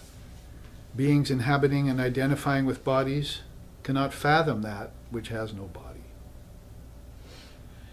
I am pure existence, wisdom, and bliss, as boundless as the sky, infinite like space. Now, he ends every one of his verses like that. And that's right out of Avadhuta Gita. So I think that's the 4th chapter, slokas 3 through 43. And so I culled it out of there since it is a chalisa. It's 40 verses, means it's a chalisa. So I culled it out and recorded it, and then we had a seminar on it here last visit, and we'll have seminar 2 on it this year, because we only made it through maybe a fourth of it in the 3-day seminar we took on it. So we'll be able to sing that together. Gyanamritam samarasam. It's beautiful. Gyanamritam is the nectar of non-dual truth. Samarasam is the exquisite pleasure, rasam, that you get out of that when you, again, understand it. And like Sankriti is hearing, know the doctrines and everything, and know the basics, and then let it all sink in over time, and then you have this experience of it inside, what I've been calling splitting the atoms of wisdom inside of you, again and again, until it just amasses and finally you get samadhi. That's like the samadhi of transcendence, or the samadhi of bliss, or the samadhi of detachment. 3 different kinds of liberations that go on when you engage in something like that. So Shruti Smriti, so we saw this list. You can look back on yesterday's class on our website and find this recorded and look at it again if you like, or come up afterwards and list it down. All of Shankar's scriptures are there. The 2 Divine Mother scriptures, there are no such thing in the world except in India. Scriptures on the Divine Mother, about her, by her, and for you. And then all of the Smriti is listed there too. And then you see the two I added to make the list contemporary. But you must read Shruti Rise today. It would be the Gospel of Sri Ramakrishna, which we were hearing before the class started. And then you should also hear the complete works of Swami Vivekananda. some 12 volumes. If you read that, you'll get a mind lift. You'll change your thinking completely around things and clear up a lot if you can read those, even read a few of the volumes. There you see below, to flesh it out, the Vedas and their two divisions. So India has always been aware of the path of action and the path of inaction, and know that temperaments suit that, like in the four yogas type of way. And Karmakanda would be, of course, those things which have to do with action. The Samhitas, the Brahmanas, and the Aranyakas. At prison a couple of days ago on the Oregon coast, there's some 18 men there listening. I told them that, they said, "What's Vedanta?" "We're practicing TM." I said, "What's the difference? It's India, But I said, well, Vedanta is Vedanta. It's the fourth part of the Vedas. That's here, the Upanishads. It's the Jnana Karma. Everything else is the first three. So there's a fourth. Just like your states of awareness, there's a fourth. It's called the Jnana Karma, or the Upanishads. But before the Upanishadic era, there were the Samhitas, collection of mantras and hymns, which corresponds with Brahmacharya stage. So you're a celibate young practitioner, and you learn the mantras and the hymns, and you sing and you recite and you memorize, and that's all the early stages. And they spent many centuries in that. And then they found out, in action or karma kanda type of style, they needed to act on that. So that was the Brahmanas. Sacrificial rites, duties, modes of conduct, which corresponds with the grihastha stage, which is kind of like money-making stage or merchant stage. And so you have to mix that in with your work, so that you have dharmic work. It's back to, or later on, you could say back to Buddhism, you have the perfect view, and then you'll get right livelihood. You can't just say, I'm going to make right livelihood, and then I'll get the perfect view later. That's probably not possible, because your mind will get distorted by work and by progeny and by money-making, the eternal money-making, and then you won't have ever had a chance to learn about your true nature, and you'll have to then backtrack. So I think when I meet with people in the West, over the 40 years I've been doing this, it's backtracking I'm seeing. You have to go back. And, it's unfortunate for both the teacher and the student to have to do that, when the perfect view should have been given up front. And in India it still is. Like Sri Ramakrishna saw the young Narayan, and he said, come here, I'll teach you the one thing knowing by which I'll also be known. Put this in your wearing cloth and go anywhere you want and do anything you want, but know this to be first and foremost. So he told him the truth of his oneness with Brahman. And then you could go out and do whatever you wanted. And so, and Sri Ramakrishna said that he can now go to any country, mix with any race, and he'll be protected. Nothing can happen to him. And he came here amongst us and proved it. Because at that time, it's funny, we were thinking, the English were thinking, oh, the Indians are untouchable. But they had a word for that for us, untouchable. Lecha, you see. So who's untouchable, and who's touchable? Well, Swamiji rued the fact that they had a word for that too, because he said that was how religion got in the cooking pot in India and fell over time. So he saw in us the sun rises in the east, but it sets in the west. So he's hoping that we would be able to take these darshanas and these systems, especially the Vedanta which he chose, and do justice to it, and work our way out of fixation with matter and an individual life. There was something I just read somewhere. Somebody handed me something. It had a quote from Nisargadatta Maharaj on it. It said, the yogis really want to save you from individual existence. So just at the break I was looking, and that crossed my vision. The yogis want to save you from the fate of individual existence. In other words, totally opposite of the way things really are, integrated. You don't even need to reconcile them, because this other chart we were looking at yesterday said if you just go about reconciling the religions, then you'll probably miss the fact that they're all one to begin with, and there were never two or many. That's the difference between Sahaja, Tantra, Siddhanta, and the reconciliation path. A natural way. Sahaja means natural. So the Brahmanas, again, too many to shake a stick at. So many rites and rituals you wouldn't even believe. I mean, I've been to India and sat through some of them, and they go on all day. And nobody takes a break. So that's just one day, too.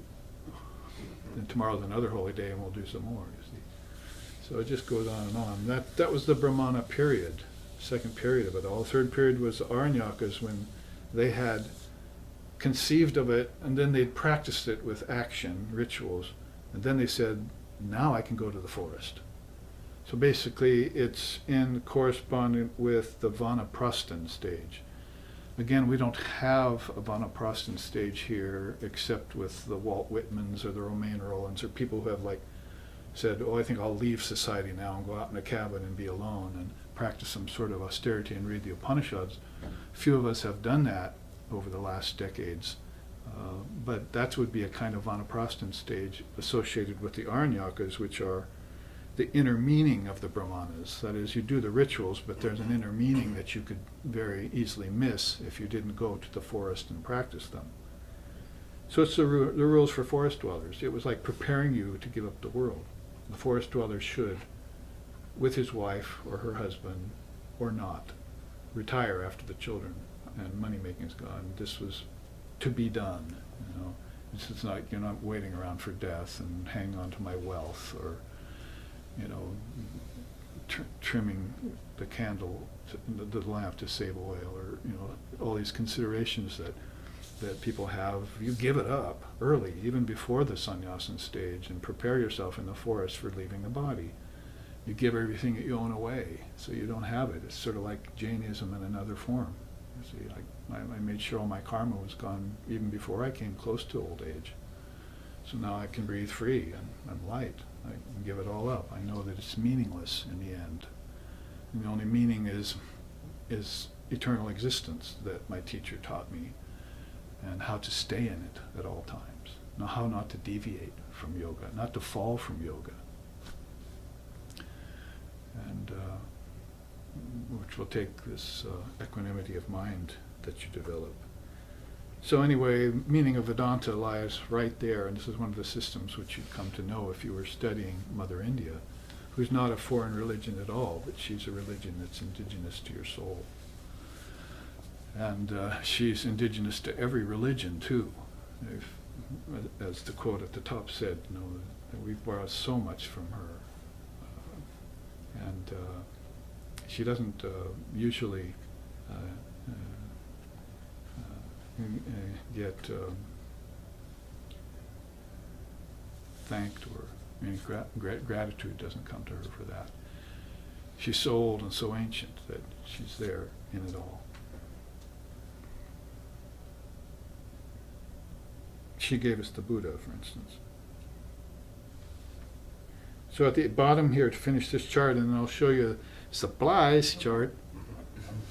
Lord Brahma was once meditating on his own creation. That sounds good, doesn't it? That's what we should be doing. Oh, it's mine? Lord Brahma, who is the projector god, or I like to say that instead of the creator, since creation's not possible. Lord Brahma was once meditating on his own creation when there was manifest in him, in the shrine of his heart, the eternal word, Om. Hum. The seed of all knowledge and thought. One by one then came the sounds of all the letters, and through these letters there became known to Brahma the wisdom of the Vedas. He then taught it to his disciples, and these in turn spread it to the many worlds. Beautiful out of the Upanishads. How this archetypical soul would be meditating and find this is all inside of him, realize it again and again, and then with that thought comes this word humming like a billion bumblebees inside of his heart and mind, probably from this center up.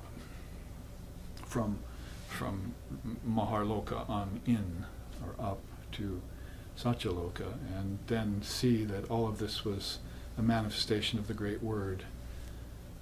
So then Vedanta and yoga both pretty much say the same thing. Merge the five elements into the five senses. Merge the five elements in the five senses into the subtle elements in the subtle senses. Merge those into the five pranas. Move all of those into the fivefold mind, the fourfold mind. Merge all of that into the great mind, Mahat, and then merge that into the word. Then find a word inside yourself, and then find that in Brahman, the ultimate. So that's teaching in both yoga and Vedanta about the inward ascension process, the dissolution of the mind stream, everything coming inwards to the source. But at the penultimate apex would be finding the word inside of yourself, humming there. And out of that are the seeds in which you can come out and in and breathe and sleep and wake and get born and pass and become benighted and become enlightened, in all this game that you're playing with yourself.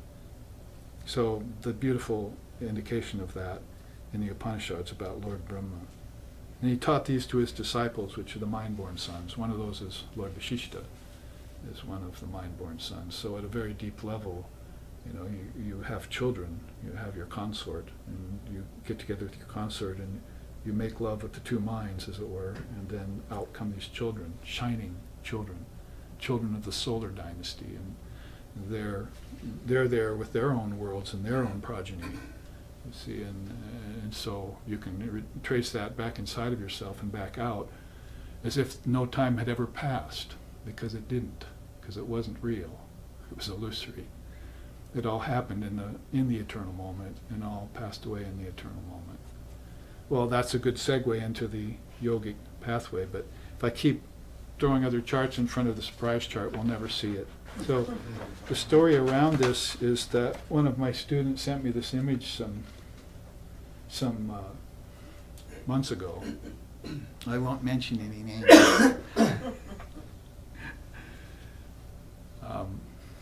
So I saw it, and we delighted in it for a while, and then I surprised him a few months later with a chart that I put together. I came across, in Buddhist school, I came across this teaching of the Ankushalas, the three unwholesome roots. And it made me well, that will go perfect with that chart, you see, the three unwholesome roots. So there it is.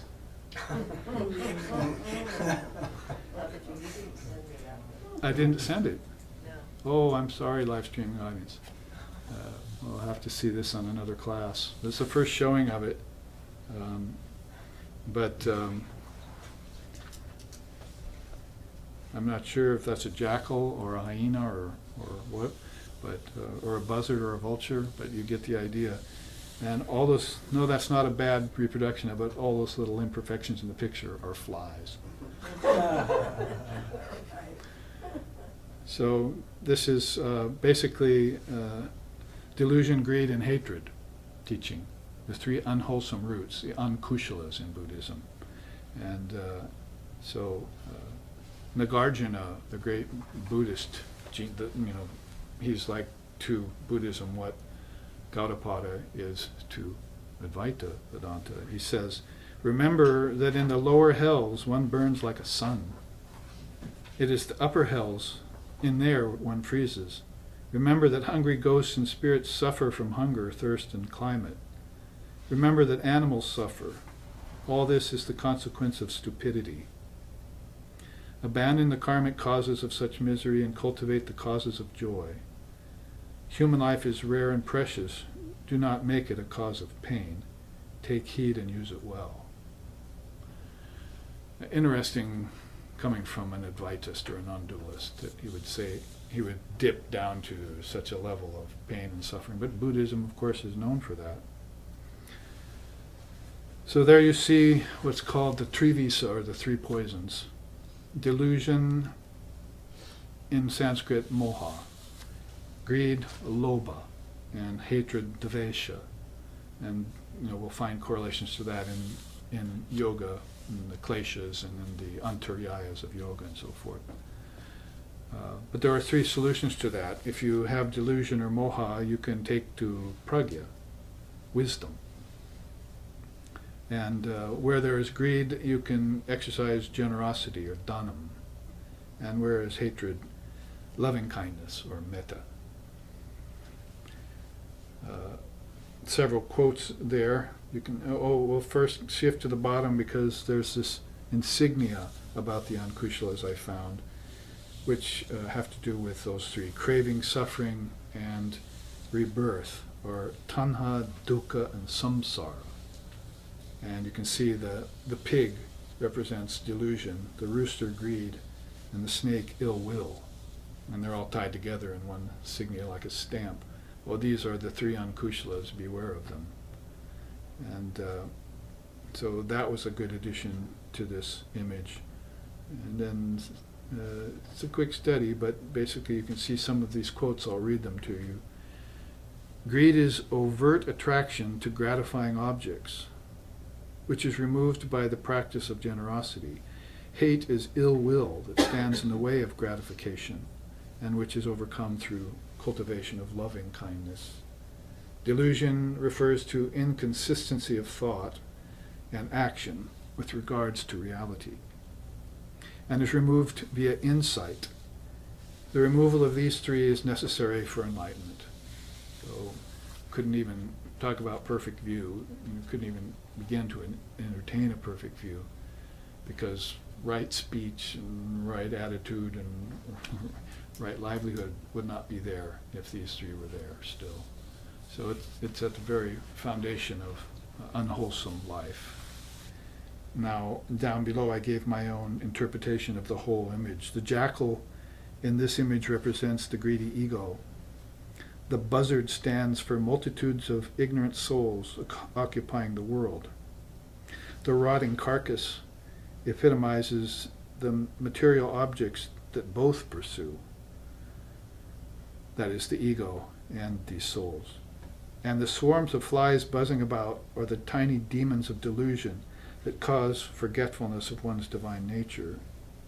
The solution for all of this is imbibing the teachings of the Dharma, combining them with spiritual practice, sadhana. So if that doesn't convince you, then I'm going to wrap up all my charts. I'm going to walk out of here and never come back. It's very impressive, and of course it is a version of the animal world, but there are people who are acting like this in governments and in countries and so forth that are actually, some of them in high places with responsibility, not just low people like evil people and so forth. So there is a human version of that that's very real, which is why the teaching comes forward and states it.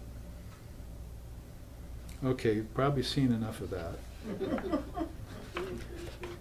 And I'm sure glad that I exposed you to it. It is a quick study, and did you like it? Big smile back there. We were just on a beautiful track before we took that detour about timelessness and how the darshanas and the ashtakanastika systems, if studied, lead us to this understanding, going through the brahmanas and the aranyakas to forest dwelling. And then I didn't really finish it, but Vedanta itself is Upanishads, Vedanta. It's the last portion of the Upanishads. And you can, to finish that out, you can see the secret teachings for those ready to renounce the world.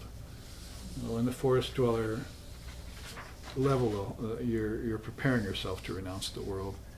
And so you retire into the forest. This is either with your wife or husband after the children are gone, or if you're a widower or you're just single, then you'll do it on your own and put all things of the world away, or get thee behind me, as Jesus said, and contemplate the truth and the truth alone. There's a further teaching Sri Ramakrishna gives about some of those beings will stay in one place and some will wander. Usually if they wander, they're sannyasins, so they won't stay in any one place for more than a few days. And so they'll visit like Swamiji said in his Song of the Sannyasin, go thou the free from place to place and help them out of darkness. Maya's vain, Maya's veils. Without the search for pleasure or fear of pain, go beyond them both. Beautiful verse of his Song of the Sannyasin. So some of them will wander, and some of them will just stay in one place and not move again. So there's an addition to that in spiritual life. So it corresponds with the sannyas stage. I think it's kuti chaka, and I forget the other word that Sri Ramakrishna mentions. But one of them stays stationary and one of them wanders. So that part of the chart I didn't fill in. Now, to sort of consummate everything, because it brings us up to chapter Sloka 13. In other words, the jackal, buzzard, and carcass and fly chart corresponds with this sloka, number 3. As a snake sheds its slough, so sheds he even the slightest attachment to external objects when they are intensified by pride, conceit, intolerance, greed, and delusion. So he will abandon everything. Like if you're short of a perfect view, then you should abandon all of these things before you get into them. If you do have a perfect view and you come up against these things, then you will be impervious to them. So if they are intensified by pride, conceit, intolerance, and greed and delusion. So greed and delusion were 2 of those ankushalas. So he would abandon everything that has a taint of that on it, like a snake sheds its slough. So that was a perfect chart for that sloka. Back to 12, because that was sloka 13. We had just found out that the sadhaka comes to know all the categories and all the doctrines, what is to be done, what's not to be done, and then this comes forward as a kind of quintessential conclusion to that. If you have understood all the doctrines and all the categories, then this teaching of the essential or quintessential facts of the eternal nature of things would come forth to be contemplated by you. The quote here is, in the process of neutralizing karma and samskaras, the recognition of the distinction between soul and mind and matter occurs, cited as the difference between Purusha and Prakriti in Samkhya Yoga. This key insight is not to be relegated to the perspective of duality, but is to be taught in the light of Advaitic practice and realization.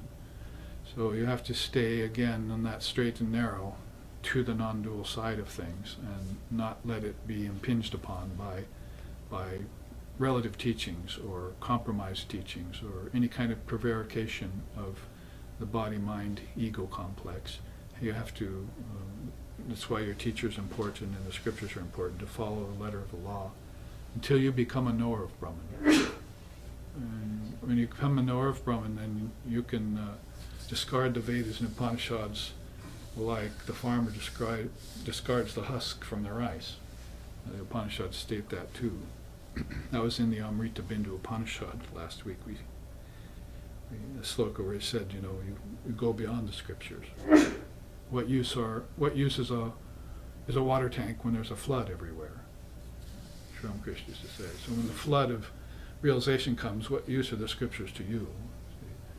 So this is why I say for Vishishta Advaita, it's very important for us right now to understand this, to know the doctrines and categories and so forth of yoga, of Vedanta, of Buddhism, of Tantra, to name a few, and partake of the wisdom traditions of the East, and put them together with the best of the faith traditions of Judaism and Christianity in the West. Because all of those came from the East too, originally. There's no such thing as a Western religion, really, unless you count the indigenous.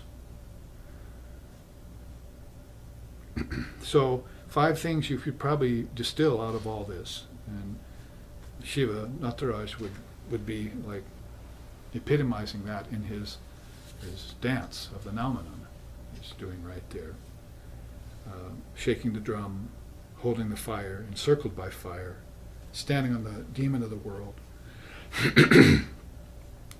So, first thing you should know, and this is also related to Sankriti by Surya Narayan in the coming slokas, which we'll get to in February, as I come back in February. And there's also a retreat in Hawaii in March, if you'd like to come and attend our third retreat there now at that hallowed ground. But in coming back in February, we'll be able to look at some of these slokas that will enhance some of these basic statements. The first being, the soul, Atman, is different from and ever free of nature, would be one of those fine pieces of Advaitic wisdom that needs to be kept first and foremost. You know, to say it in a different way, you should love thy Lord, thy God, with your whole heart, your whole mind, and your whole soul. Let nature fall behind. As Sri Ramakrishna said, when nature shows itself, people think about the creation and not the creator. They get hypnotized. So none of them are looking for the essence or the source or the origin, like the word that's behind everything. And somewhere deep into the whole process of the Mahayuga, Jesus appears and said, come to the Garden of Gethsemane with me, and John, I'll teach you about the word. And the word hasn't been heard since Buddha was there 700 years ago. And his teaching wasn't centered around the orthodox word either. Although Buddhist mantras start with Om, most of them. So it's been a long time since anyone's brought forth the word. It's been centuries. And that's in a country that's used to having spiritual teachings or dharma given to it and its children for a long time. Not in a country like ours that never had them. So, I mean, we barely had morality given to us correctly in any kind of enlightened way. So, first thing you would want to know is this supreme self of man, Atman, Buddha nature, Busho, Tathagata Garbha, whatever you want to call it, the eternal soul, is different from and ever free of nature. The word in yoga for that is koivalya. You have some 7 steps of knowledge leading to the highest state in yoga. And when you get to the 7th state, you have to gain koivalya. It means you separate yourself from form. So what produces form? Nature. And not just outwardly, because India has always known that there's unmanifested prakriti and there's manifested prakriti. And we've gotten confused between soul and nature. We mix them up. Like somehow we're so much in nature that we think ourselves to be nature. Or we assign all the properties that are really belong to the soul to nature, which is why Vedanta comes along and says, separate the real from the unreal, or the wheat from the chaff, or God from mammon, because you're really in this mixed up process. You don't have perfect view at all. And you're proceeding to live with an imperfect view, and that's creating samsara and yugas of delusion and suffering, and finally it comes to the jackal and the buzzard and the rotting carcass that you're fighting over, you see.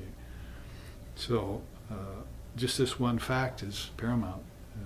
You get koivalya, you separate yourself from nature, and I would be the first to admit it's not going to be a popular teaching.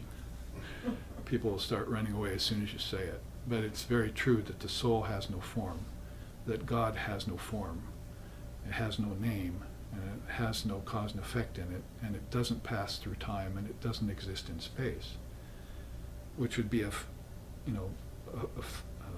fleshing out of this statement. So if you're thinking God is here in the world, you have an imperfect view. If you're thinking the world's your oyster, you have an imperfect view. And that's what the East stands for in all its darshanas and its astika and nastika both, and states to you. They might be orthodox and unorthodox, but they're agreeing on this.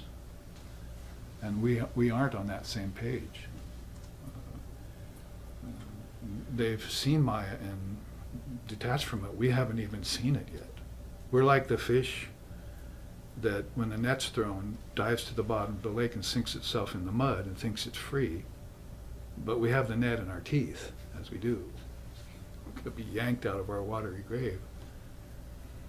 Oh, small self, you're just a tiny fish, sparkling fish, sporting on the surface of relativity where death has granted its fishing grounds. quick, dive deep before death can cast his net. I mean, there are songs and teachings about all this that, would make you smile in the music and then make you grimace when you saw the reality of the thing. So it's a perfect entrance into the fact that God does not exist in space. Do not look for God here. God is not here. Yet all this is Brahman. Try that Zen koan on, that how God is not a form, yet without it this wouldn't be here. Well, then you'd move to number 2, and these do get a little bit more qualified as you move away from that statement, but even the first one is kind of dualistic, isn't it? I mean, it's admitting there's such thing as a soul and nature. So, these are just quintessential facts of your learning process that if you've become vague about, will give you khyati, or clarity again. Then you can see your true nature again. So the steps of duality, Advaita, Vishishta Advaita, qualified non-duality, and Advaita are all connected. And the Advaita that we're getting, or we're formulating ourselves here in the West, does not account for this. We think we can just jump to the highest state and that's it. And we leave our karmas and our samskaras somewhere behind, and they're coming around behind us to bite us in the posterior. If it doesn't happen in this lifetime, it will happen in another, because that's what lifetimes do. You see. So nature is making you think that it's only outer, but its seeds in your mind in deep sleep are the unmanifested side of nature. The manifested comes from the unmanifested. Form comes from formlessness.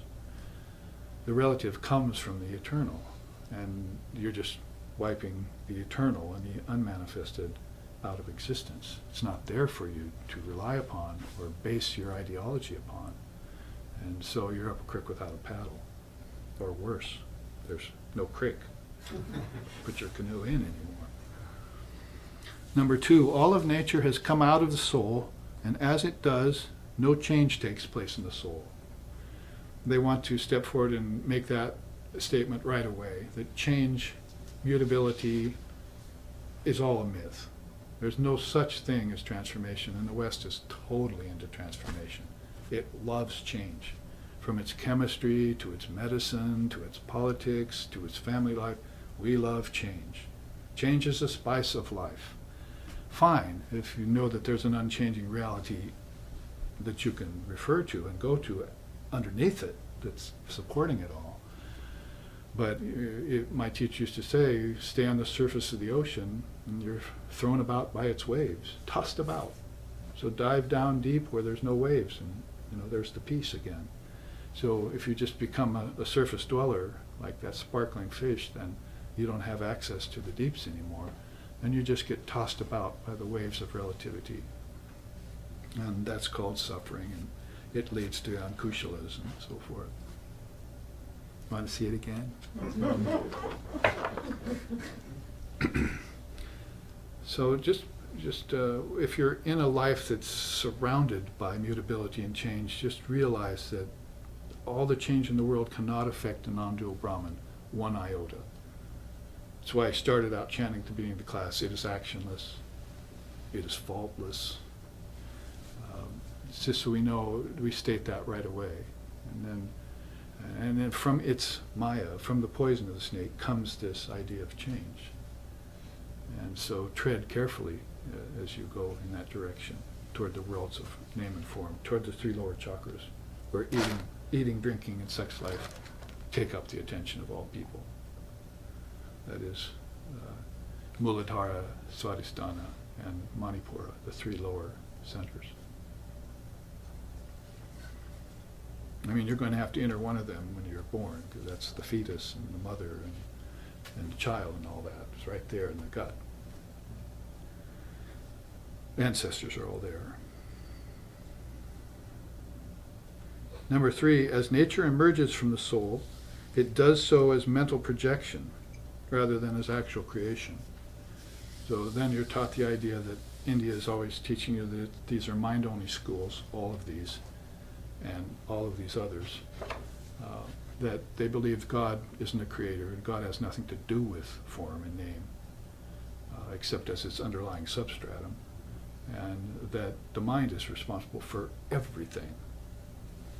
And that's why if you are a Buddhist or a Jain, and you don't want to, or like copula in the Samkhya system, if you don't want to go to God, that is, you don't want to mention it because it confuses the issue, then you're going to defer rather to something like that.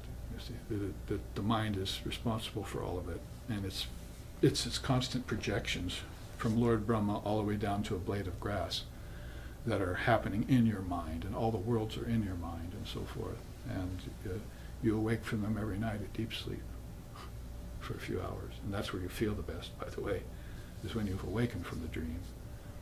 And you're refreshed, and you come back to the world of name and form, and it dances again, comes back. See? So you could choose a number of right views from this. Oh, I'm just going into Om, and I'm coming out of Om, it's all Om. You'd be Gaudapada. See, or you could just say, I have my perfect view, and then I'm descending and having to do work, and my speech has to be proper, and then I return to my Buddha nature again. You'd be Buddha. So any one of these is fair game for you to take as your particular private personal darshana. Darshana means to see clearly. And this is why we're blindsided here. We don't have a philosophy or a view, except that matter is all that exists. Everything is done for matter. Nature, another word for matter, or prakriti. So nature comes, and then it goes. That's manifested in manifested sides of itself. And the Purusha sits and watches it. See, like Meda and Parvati's new book, you see. They were the Purusha, and their book is Prakriti, see.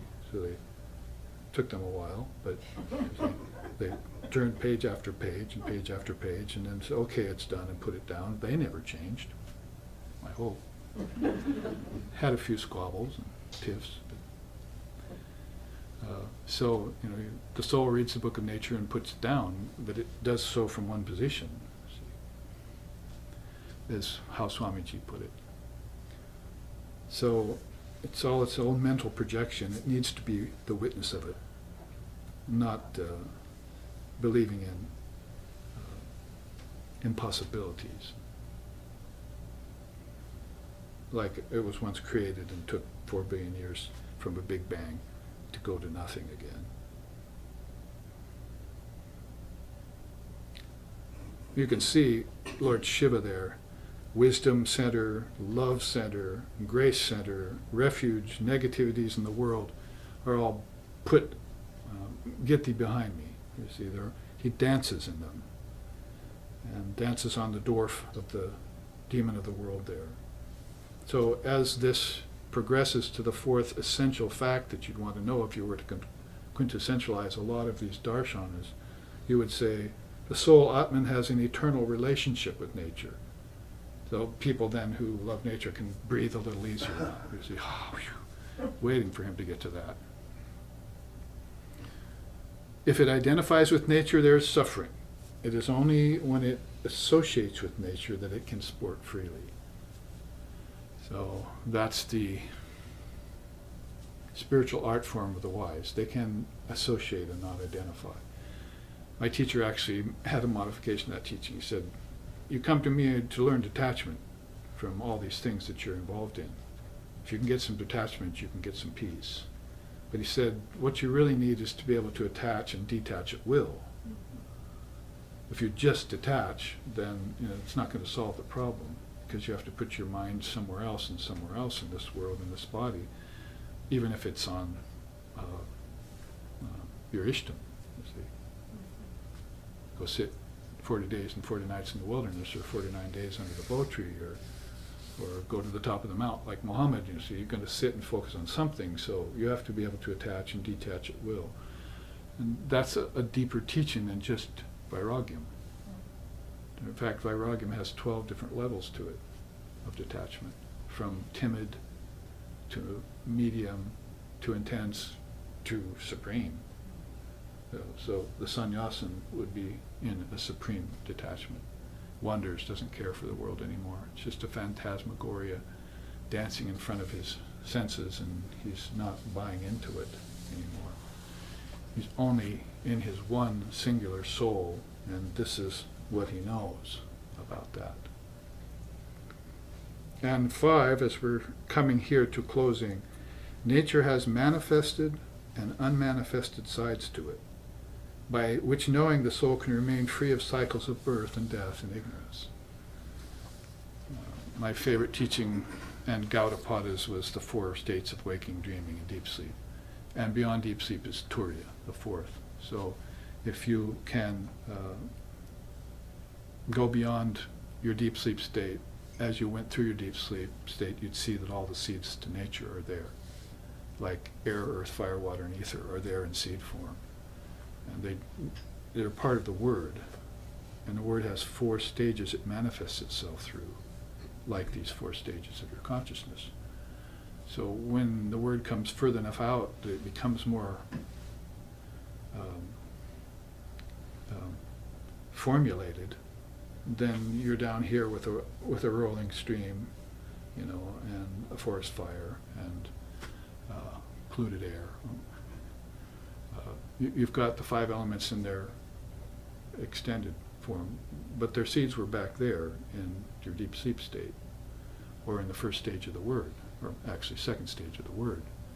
So everything was a concept out of the Word, with the great mind using the Word. This is why I started off the class saying that these words are very important to us, the systems that are in them and formulated, because that will give us full understanding. And maybe we would be so fortunate, like in this day and age, to find the mother of the Word, because Sri Ramakrishna came, he's the Kali avatar. We haven't seen anything like that yet, till now. 5 million people have picked up on it now. So, wow, the Divine Mother, step aside, Almighty Father. Let's have some sweetness here. And also intense intelligence and wisdom that come from her. She's a wisdom principle, not a bhakti principle so much. So she's got this sort of wisdom through which you cut away ignorance swiftly. I can liken intelligence to the most corrosive substance in the universe. It'll burn away everything in time. Thicker things, it'll take more time to burn away. Subtle things, it'll burn away immediately. Vivekananda talking about wisdom, jnanam, intelligence, and how it should be a one-lifetime thing for you. Understand it, apply it, and these 5 things will help you with the facts of it, basically. And it does put to rest or clarify a lot about the primordial 2. See, everything is one, and that breaks into 2. That would be Shiva and Shakti. And then from 2 it'll break into the many. And from the many everything is proliferating. So in Tantra, the secret of creation is that everything comes out of the Word. Shrishti Rahasya means secret of creation, which would be better said projection. But Shiva and Shakti are one. Before that happens, they split into 2. Their love causes a sound, Om. That Om is an egg that breaks. And the Bindu will split itself into 2.